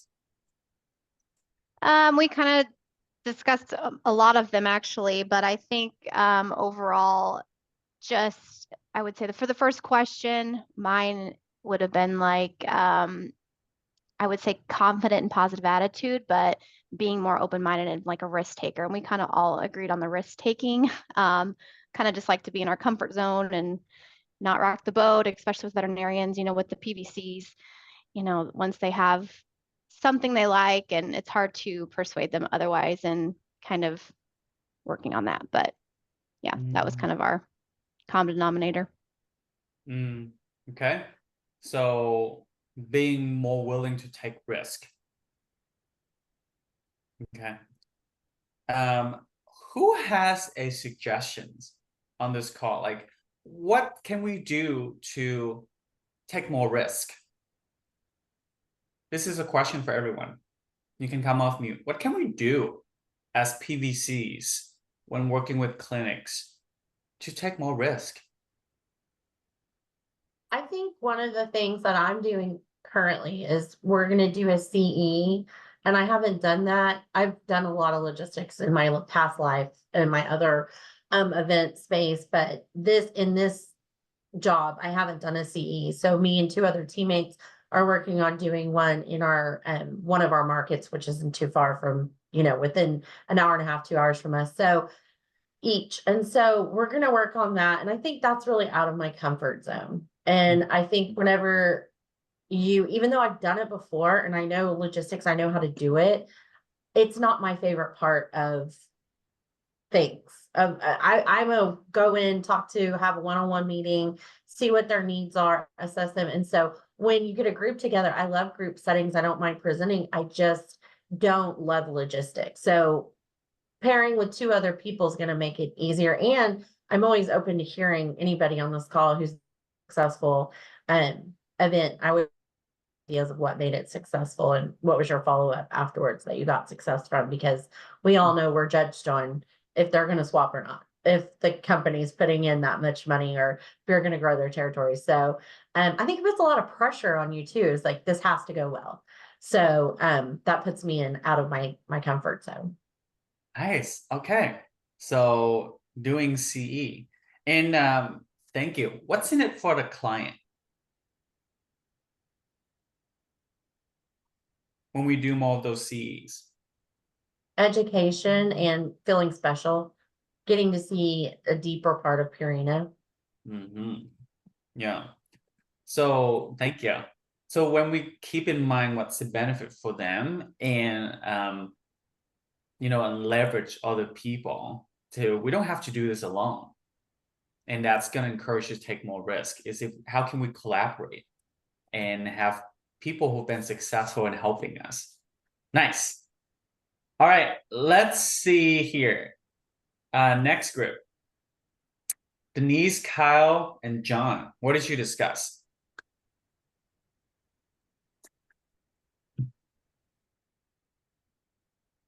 I think 2 of us we're kind of in similar situations as to being newer, I guess, to our marketplaces. So we discussed now being respectful, trusting, trustworthy, not trying to impede business, step on any toes in the sense of, again, impeding their business and trying to gain that trust. And then eventually, through doing that, hopefully through time and building some of those relationships, gaining that good reputation and good intentions to stand on, and then trying to kind of ripple that into the market.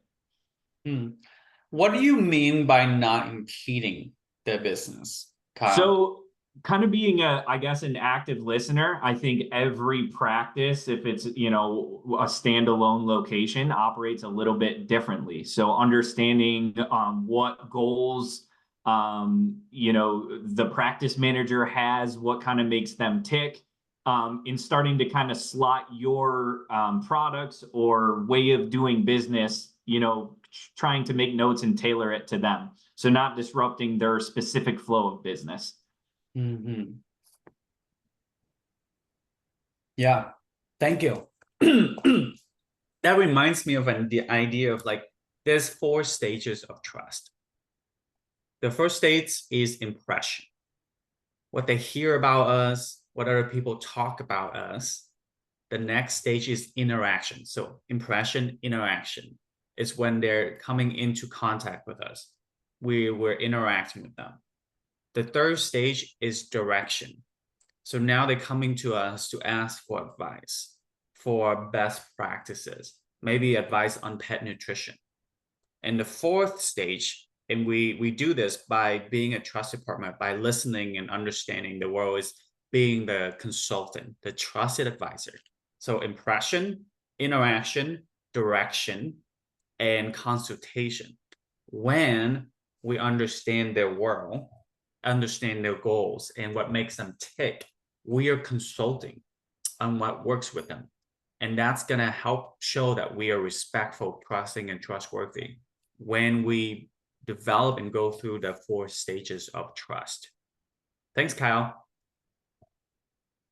All right, Katie, Rachel, and Ryan, what did you discuss?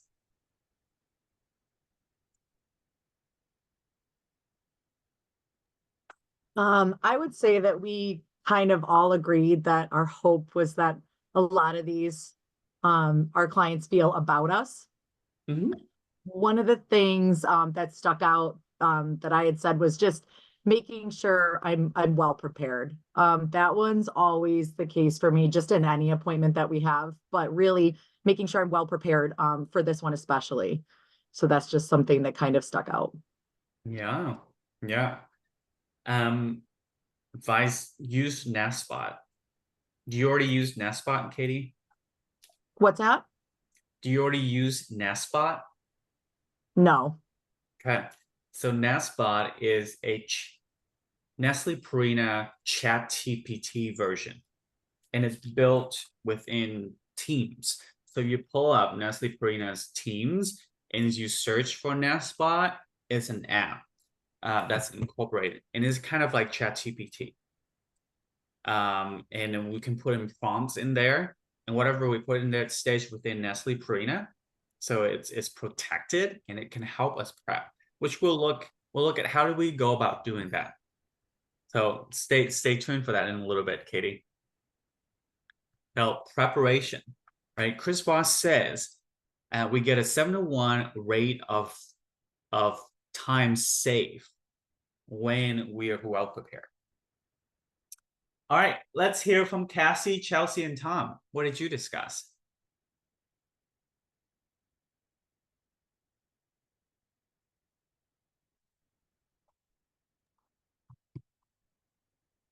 We talked about the notion of being having a positive attitude and being confident in your product knowledge when dealing with your clinics. Okay, so being confident and positive.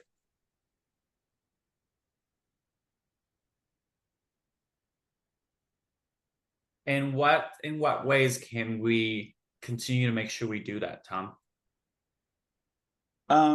Well, a lot of it, for myself anyway, comes with trial and error. It never fails. My first, I put a lot of focus into my first call of the day, and it usually seems to be the one that you're the most knotted up with. By the second one, you're getting smoother, you're getting better, your access to facts and conversations start flowing better. And as the day goes on, I feel anyway, for myself, I'm much more effective. Yeah, and it's thanks, Tom. It ties to the idea of like eat the frog. Like, what's the best time to eat the frog, right? Do it first thing in the morning. Once you get that out of the way, the second call is much smoother. Yes. Thank you. All right, let's go to Marcus, Stephanie, and Cassidy.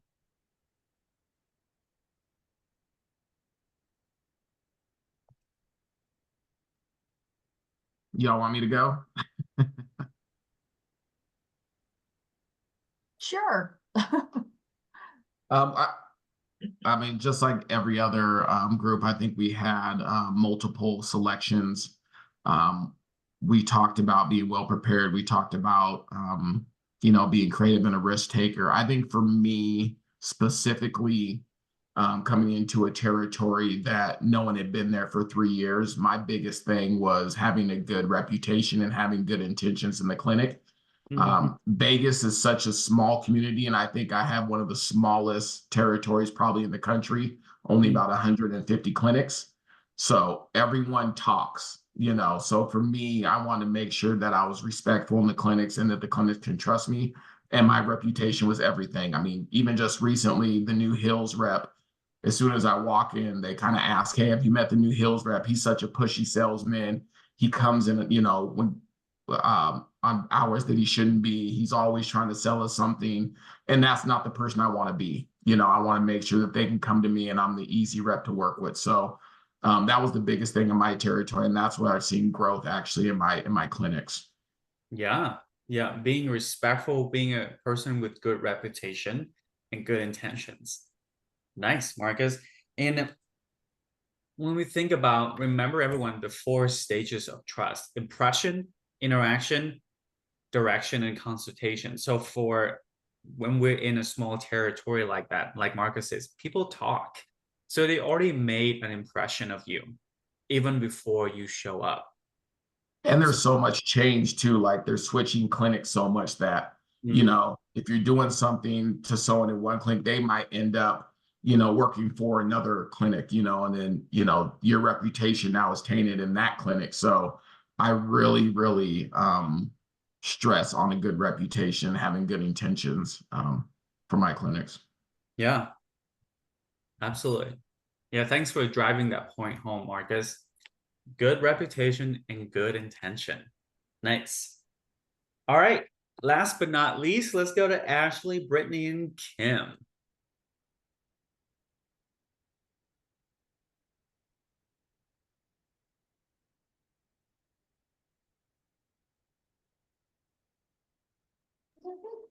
We're all fighting over who wants to talk. I know, one person at a Oh, time. Kim, you spoke first. I think that you have volunteered. I wanted to introduce you. That's why. You should go.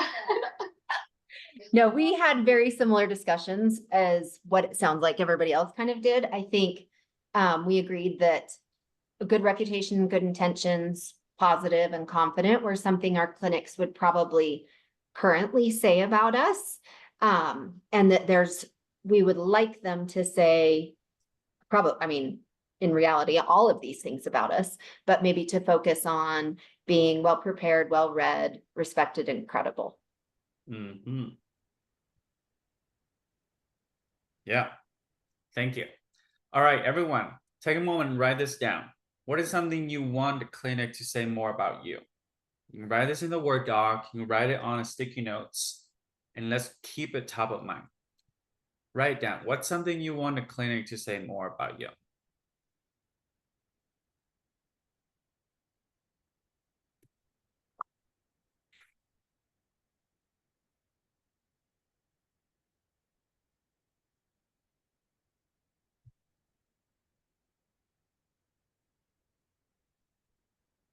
Okay.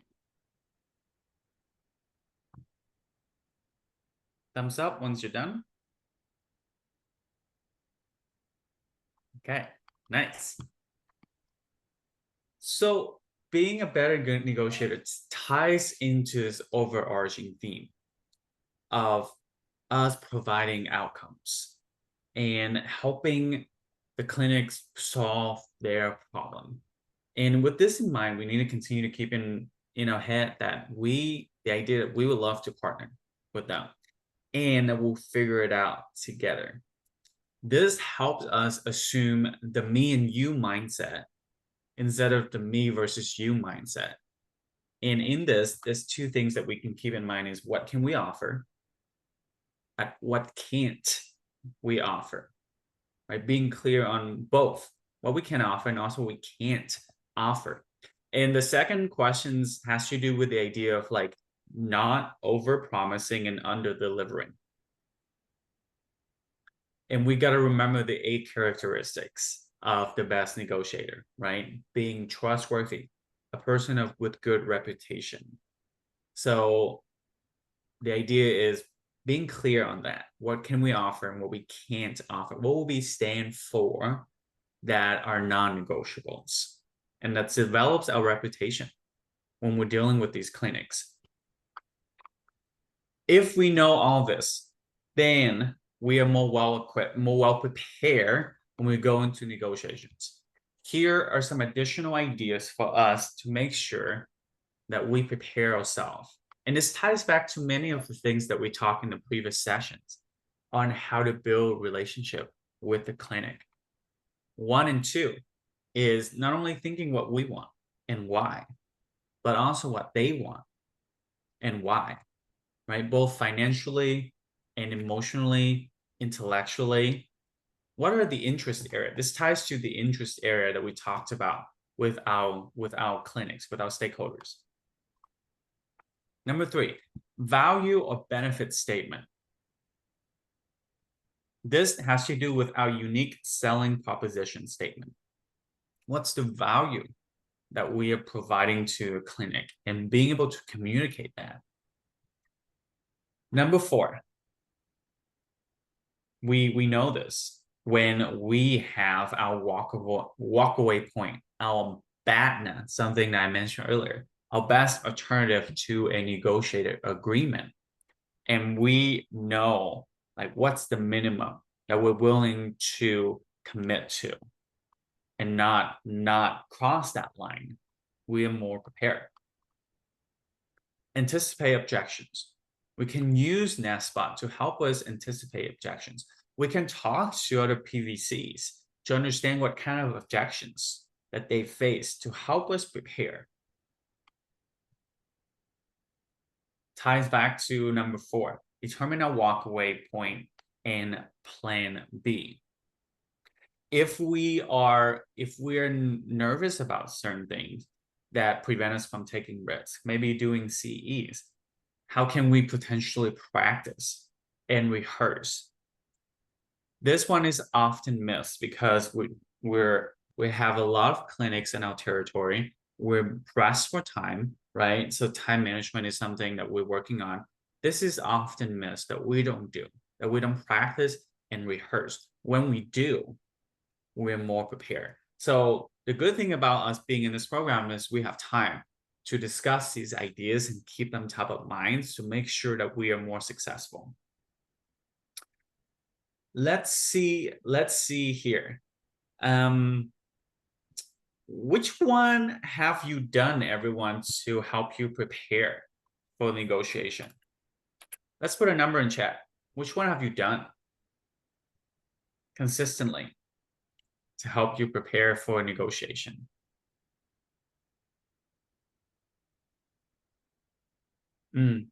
How do you practice, Denise? I go over, what I want to communicate and what I want to say. And sometimes it can be as simple as just saying it out loud. Sometimes, like if I'm trying to communicate an idea that, I'll communicate it to my husband who has no idea what I'm talking about. But if he can kind of understand it and like say, oh, I know exactly what you're saying, then I know the person I'm communicating to will understand as well. So. Yeah, nice. And it goes back to the idea, and maybe you're the one who wrote this too, is simplify. Right? Not only simplifying the solutions, to simplify the language that you use. This goes to being an expert communicator. It's like, hey, if someone who's not in the industry can understand it, that's gonna enhance how quickly the clinic digests the information. Nice, thank you.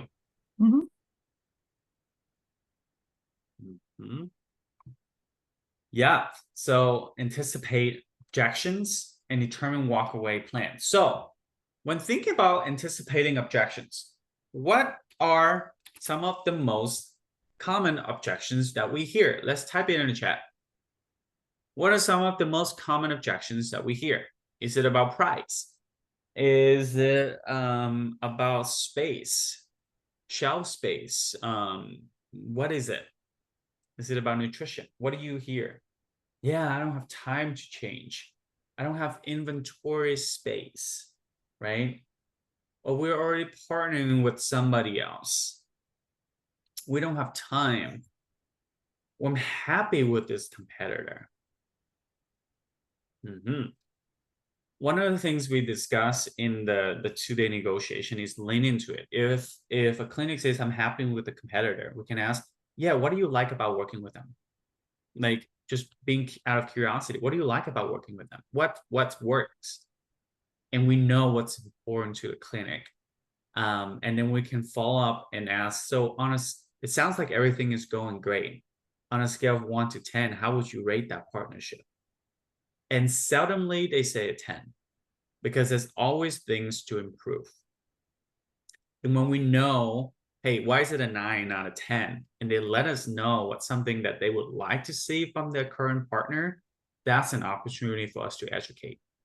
And that's a crack in the door that we can put our foot in, right? We can ask, so what do you like about working with Hills? They tell us. We could potentially ask, on a scale of 1 to 10, how would you rate that partnership? It's great most of the time. It's an 8. What would bring it to a 10? That's an opportunity for us to provide value. seeing the decision maker. Yeah, time. So keep these objections in mind, everyone. According to Anthropic, 80% of people are expected to have at least 10% of their job impacted by AI. How much of your current job is impacted by AI? Let's put it at a scale of 1 to 5. 5 is a lot, 1 is not really. We sell pet foods, AIs don't really touch us. On scale 1 to 5, how much is AI impacting your job? Not sure, maybe a 2, right? Yeah. Yeah. So we don't see AI impacting us yet, right? They found that salespeople who use AI are 50% more productive than salespeople who don't. So imagine if you are more productive, what would you do with your time? So let's see if we can incorporate AI that's already existing in our organization to help us be more effective so that we have more time to rehearse, to practice, to negotiate better. It's a few key things to keep in mind while we're working with AI. One is especially if we use the public chat GPT, right? I know with Nestle, we are protected. Just in general, when we're using AI, don't identify anyone using the first and last name, right? If you put in like Tree Fam from Dale Carnegie, yada, yada, yada, right? That's something that we would discourage everyone from doing because you never know where that information goes. So it's just in general, when you're using AI, don't put personal information in there. Number 2, AI is not perfect. And sometimes you might notice, like if you, by the way, type yes in the chat if you use ChatGPT or Bard or other generative AI platform. Type no if you haven't. It is okay. Okay. So Meg uses ChatGPT a lot. Some of us haven't tried. Some of us have tried it and maybe we didn't like it that much. Yeah, Meg's used Nest GPT. So Marcus, no. Ryan used NetGPT. Okay. So it's a mix for us here. Again, research found that salespeople who use generative AI are 50% more productive than those who don't. It can help us with writing emails, can help us think through situations, can help us do research about our clients. The next thing to keep in mind is, well, let me go back to the 80-20 rule, meaning don't take it 100% and copy and paste. We need to be the person with the final approval. Use 80% of the content and 20% of us tailoring and adjusting it to fit our world. Inputting confidential information is a bad idea, right? Because again, we don't know where it's going to go. Does anybody know what GIGO means? Does anybody know what GIGO means? Okay, so GIGO means garbage in, garbage out. So if we don't put in a good prompt, we're not going to get good results. We don't put in a good prompt, we won't get good results. Garbage in, garbage out. So let's say we say, hey, how would I negotiate with a vet clinics who thinks my products are expensive? When we put in a prompt like this, let's say somebody puts in a prompt like this, it's gonna, ChatGPT, NetsGPT would give us a few suggestions on what we can do, right? We can even say, you know, I work in the world of a pet food and I work with vet clinics. How am I negotiate with a clinic who thinks my products are expensive? And it's right here, we can see it's giving us 7 different suggestions. Let's type in the chat.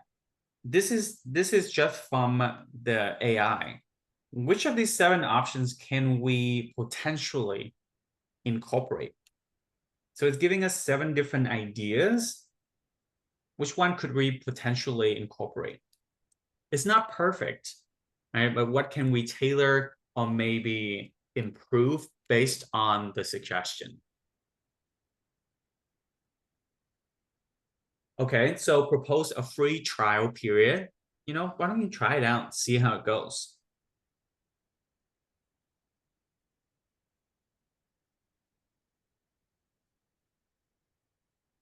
Yeah, so number 5 goes to social proof. You know, I've just helped another clinic down the street with a swap, and you know, they were having to deal with this yada yada yada before, short staff, shelf space, etc. And now, right, ties back to the credibility statement. And now they are much more streamlined. They don't have to deal with frustration of dealing with the products. We handle it with Vet Direct. So Kim says potentially all of them, right? Except 4 and 7. So the point here is we let the AI give us ideas, help us with the thinking, and we can tailor it and help us better prepare. This reduces our time in having to think through. Another way, so here's another prompt. You know, when you notice it says you are a salesperson, you are telling Nest GPT to assume a role. Hey, imagine you are a salesperson for pet food. You are a large vet clinic who thinks your products are too expensive. And they told you, hey, maybe your price is 50% above your competitors. Respond to the vet clinic what you might say. So responding to the clinic is now you're asking Nest GPT to give you verbiage that you could potentially weave into the conversation. So now it's giving you what you can actually use in the conversation, what you can actually say. Let's take a moment here and just look through this. And I apologize if it's not extremely clear on your end.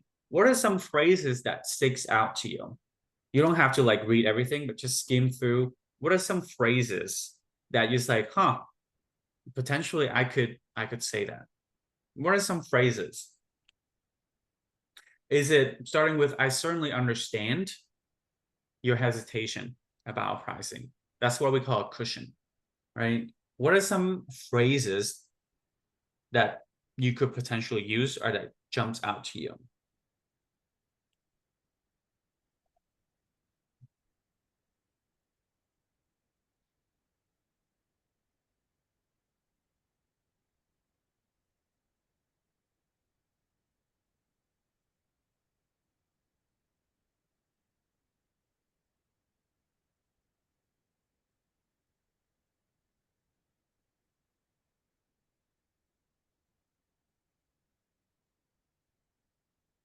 Okay.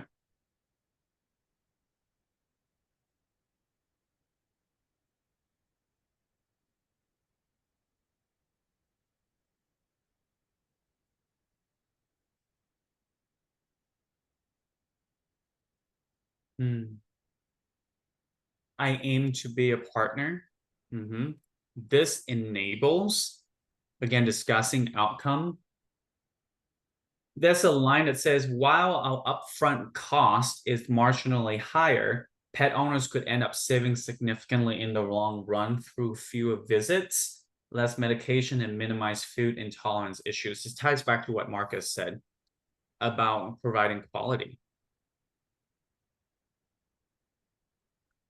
So the point here is we can let ChatGPT give us ideas on how we might communicate things. Let's see if we can try one more.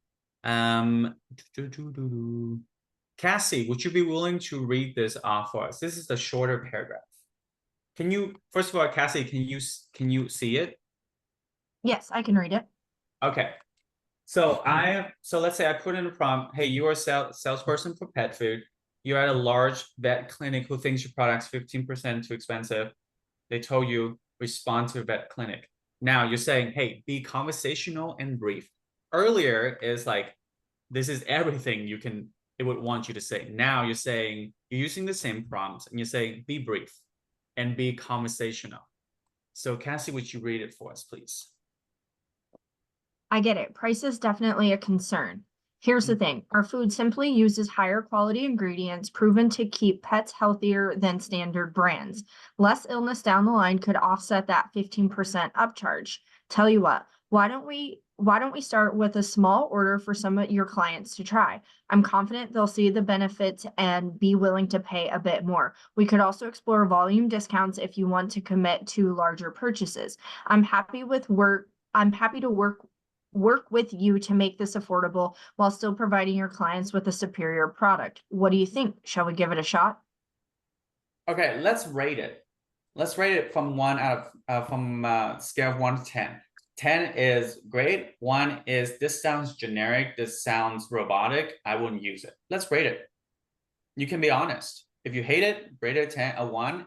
If you like it, give it a 7, a 6, whatever. Let's give it a rating. What would you rate this response?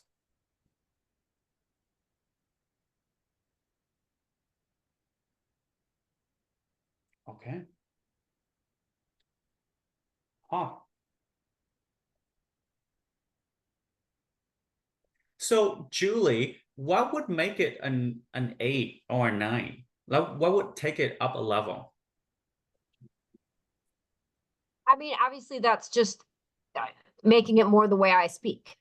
Right. I mean, I don't know if I would obviously, it would, Right. I'd have to put it in to where I'm comfortable with it. So when I deliver it, I'm confident delivering the message. For me, that would be it. Yeah, yeah.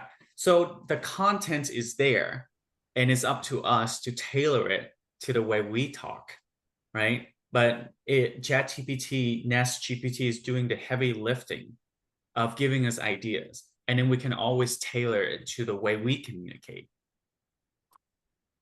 Okay, so I don't see anyone who says, I hate this. So it's a good starting point for us. Let's say you can even press it like, hey, you can give it a certain style. Same prompt, be brief and conversational, but this time, speak it in the style of Chris Voss. So the last sentence says, speak in the style of Chris Voss. John, would you please read this for us, please? So just read what the answer says. Okay, it's kind of small, so let me look. I get where you're, yeah. I get where you're coming from.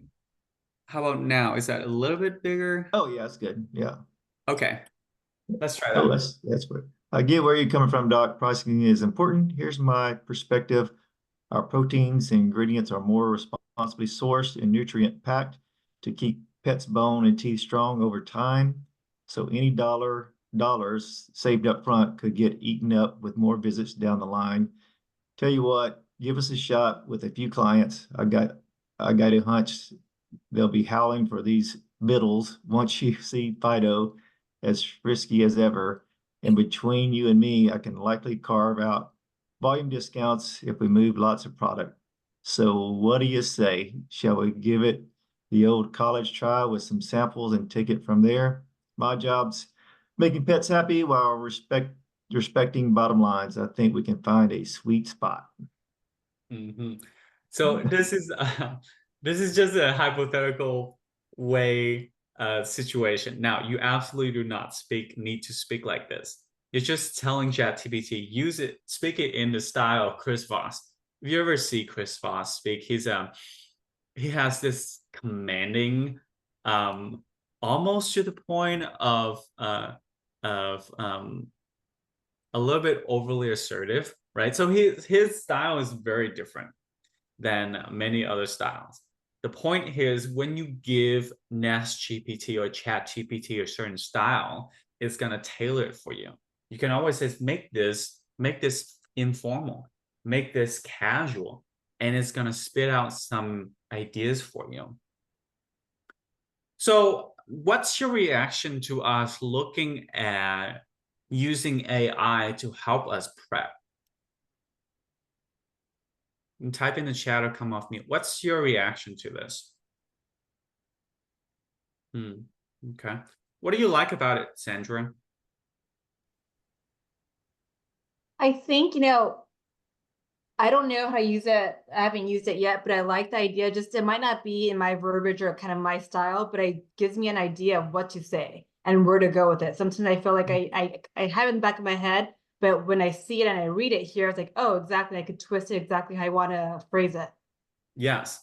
And that's why they say it's 50% increase in productivity. It's like, hey, it gives us your content and you can tweak it. You can tailor it, right? So it does the heavy lifting for us. Yeah, emailing also, right? So use some of the best techniques. Don't put confidential information in there.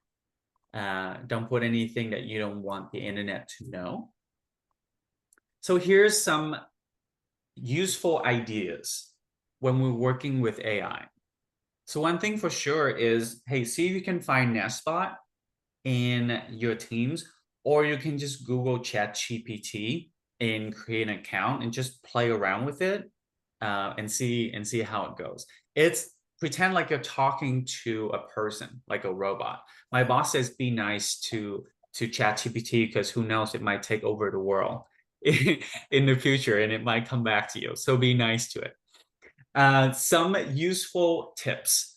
More is better, meaning when you give it enough information, like give it a role, you are, etc. Be conversational. Use it in this style. Like the more information you give, the more helpful it is going to be for Nest GPT to give you the answer that you're looking for. Tell it your sales style. Give it a style. Assume an identity, right? You are a practice manager and you're looking to switch to a new provider, a new vendor. What are you looking for? And it can give you some ideas. You can set the tone, use parameters. You can ask it to role play, right? You can say, you are a vet and I'm a consultant and we're having a conversation. Let's role play this together, and it would do it with you. You can give information about what you heard, what you saw, and let ChatGPT digest that information and elaborate for you. Now, the last thing is, if you don't like the answer, you don't have to take that answer. You can say, try again. Give me a different response. Give me an alternative. And it's going to give you another option. So you don't have to take the first answer it gives you. You can play around with it. Like, give me a different option. And it's gonna crank out something else for you. What's amazing is it does it in seconds. It's like it can give you a different options in seconds. So these are things to keep in mind. We're sending out this slide deck too, so you have these suggestions with you. Who has a question about AI?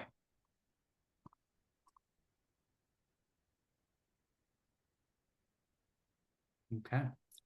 Also, everyone, we're gonna be finished early today, so you have plenty of time to eat lunch. Just a heads up.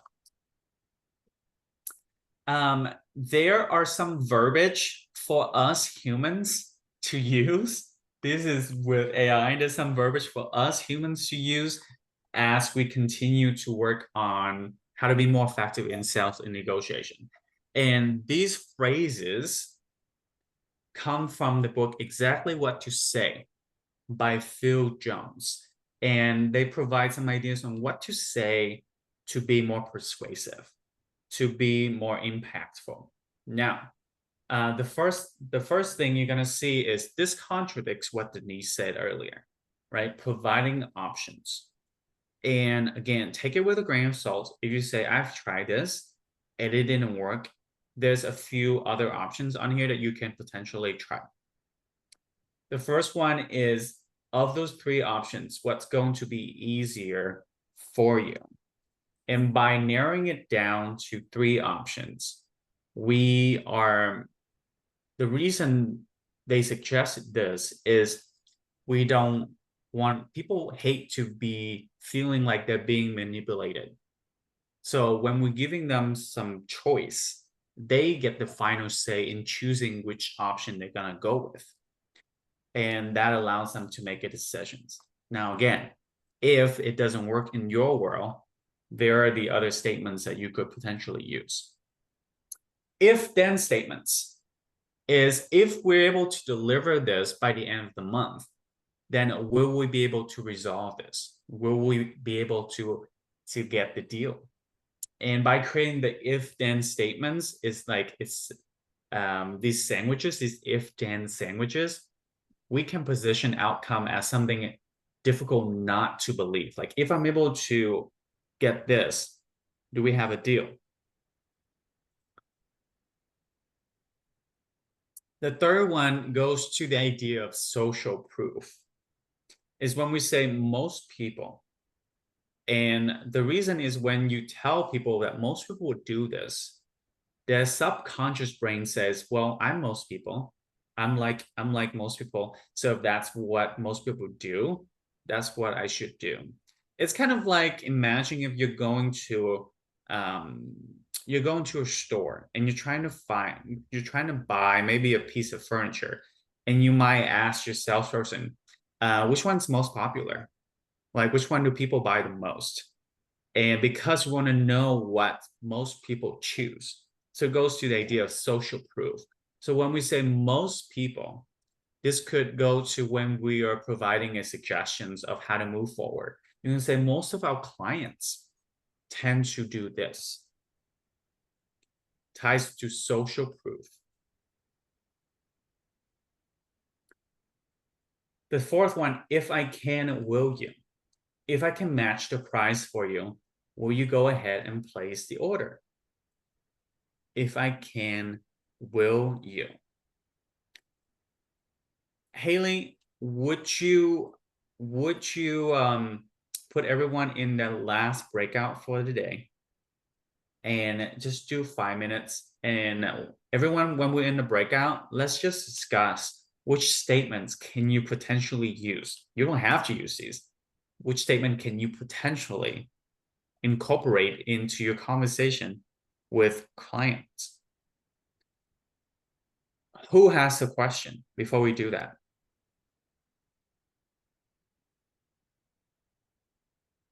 Okay, and heads up, this is the last thing we'll be discussing, and then we're gonna wrap up for the session.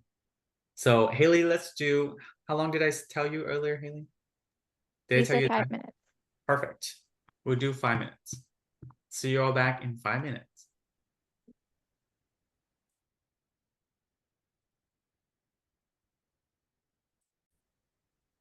And good. I will admit that I missed a chunk of the class this morning. Me and Megan both were just like busy working, and then I'm like, oh my gosh, like today's the day. So sorry about that. But yeah, it's been fine. That's all right. So Meg, to get us started, which one did your group discuss? Kind of, I mean, kind of like all of them, but I'm a little different in my role, obviously, but I related more to like, if I can, will you? So kind of things like, if we get a complaint on a quality issue, like a bag of food, we'll just say has burnt kibble or something in it. I will ask for information on that lot number, report it to quality assurance, and then I will, will you, help me with that information, and I can send you a free bag or coupons, full value coupon, just to kind of help them get that next order placed, just to compensate for their issues, and even just letting us know about it and taking the time. So if I can, will you? All right, thank you. Again, you don't have to use these phrases. These are some phrases that could potentially incorporate based on this book on exactly what to say. Who had a discussion around these phrases that they cannot wait to let the whole group know?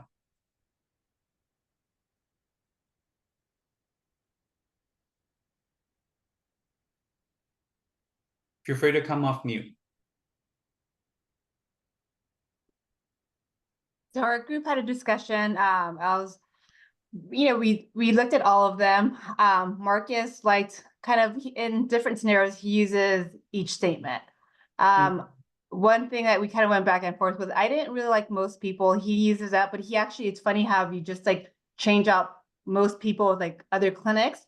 It changes the whole phrase right there and just like the sentiment of it. Just because when I mentioned most people, I feel like, automatically people don't want to jump on the bandwagon as what everybody else is doing. But for the most part, we use all, we use all of them. I like the last one, if I can you, because it sounds like a compromise. It sounds kind of like, okay, you're hearing what they want and you're meeting them halfway. So that's one that we seem to agree with, the last one. Okay. Nice.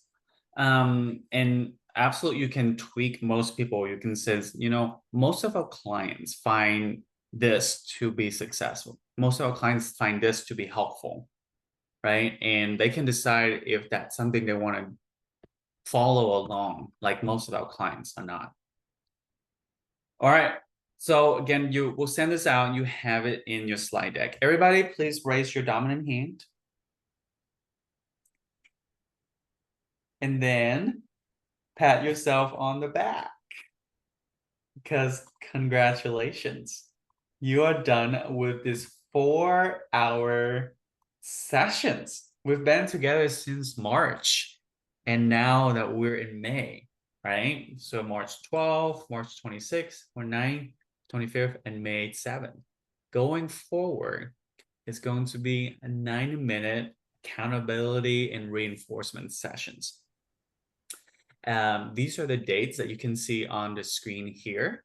Again, I would make sure you have those on your calendar to continue to get the support that you need to be successful in sales. Before everybody log off, by the way, who has a question regarding what's happening going forward?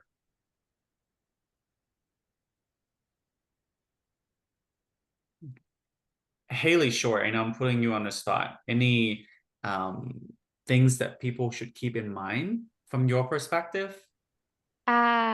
Thanks, Tree. I don't believe so. Honestly, you should have all of your 90-minute Zoom calendar invites on your calendars. If you do not, feel free to email me and let me know. I'll happily resend those to you. But kind of like Tree's mentioning, these should be nice and easy. We'll go over kind of similar content, but also just want to check in with you, see how things are going, and continue your learning process. So yeah, should be nice and easy, and we'll do it once a month. So this also transitions to once a month. So very exciting there too. Yeah, that's good to know, Haley, because we're all busy, right? So out of respect and understanding of everybody's time, we're doing it once a month. Also, everyone, if you can please help me give Haley a round of applause. Haley has been instrumental in working with our partner Nestle Purina to make this program happen. So Haley played a large role in this. So thanks, Haley. So one last thing that we'll be doing is what we call voice of the customer. And this is not assessing your skill over the past 5 sessions. This is for you to rate this program, essentially to rate your experience and to rate me as your facilitator. So if you think Tree was boring, and if you think you did not have a good experience, this is your opportunity to rate. And this is gonna be anonymous, so we would not know who rated what. Something to keep in mind, because everybody has a different frame of reference, right? What I mean by this is type in the chat, what do you think is the average height of a male in the US? Like what's to you, like what's the average of a male in the US? Type in the chat, everyone. The average height of a male in the US. And right off the bat, you can see that some people think it's 5'6". Some people think it's 5'10". Some people think it's 5'8". Everybody has a different definition of what average means. So let's understand how Dale Carnegie would categorize what average means. So this is how your response would be rated according to Dale Carnegie as an association. Promoter score is from a 9 to 10. When you click on this, when you take a picture of this QR code, it's going to take you to a link, and you're going to see it's going to be on a scale of 1 to 10. 9 to 10 means, hey, I had a good experience and I would recommend other PVCs to take this program. A 7 and 8 is what we call passive, because Dale Carnegie has a high standard. So a 7 and 8 is, I had a good experience, but I'm not going to go out there and promote it. Right? Sometimes many of us have 8 as like great. For this survey, 8 is a passive score. And then a detractor is from 0 to 6, right? I am not happy with this program at all. Tree should not be facilitating. He should not be the one in front of the room, facilitating the experience for everyone. I say this, again, this is anonymous. We don't know who rates what. When you're rating, this is how it's going to show up. So take a moment, everyone, and complete the survey and give us feedback about your experience and how you would rate us, and rate me as your facilitator. Please type done when you're done. If you have a question, please come off mute.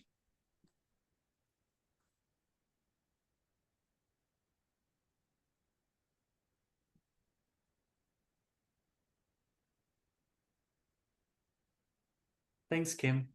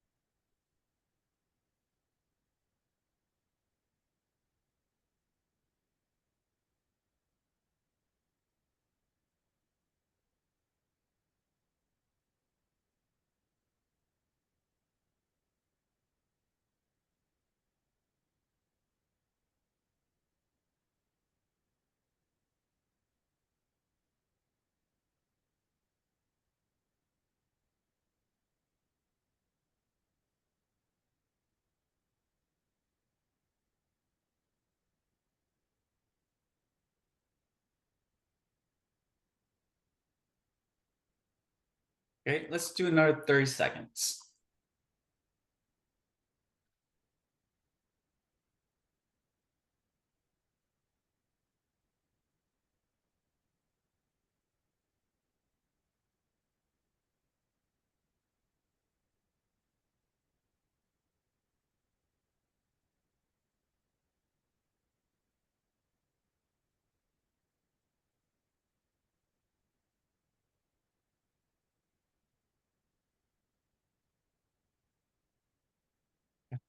Before we close out, who has any final comments?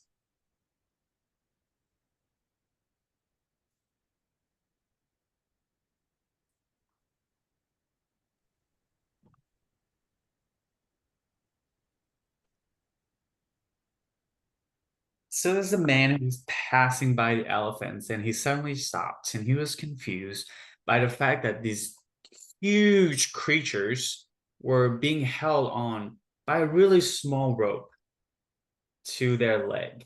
And there was no chain, there's no cages. It was obvious that the elephant, at any time it wanted to, could just break away from the bond. But for some reason, it did not. So he saw the trainer nearby, and he asked why these animals just stood there and made no attempt to escape. The trainer says, well, when they were much younger and much smaller, we used the same size rope to tie them. And at that age, it was just enough to hold them.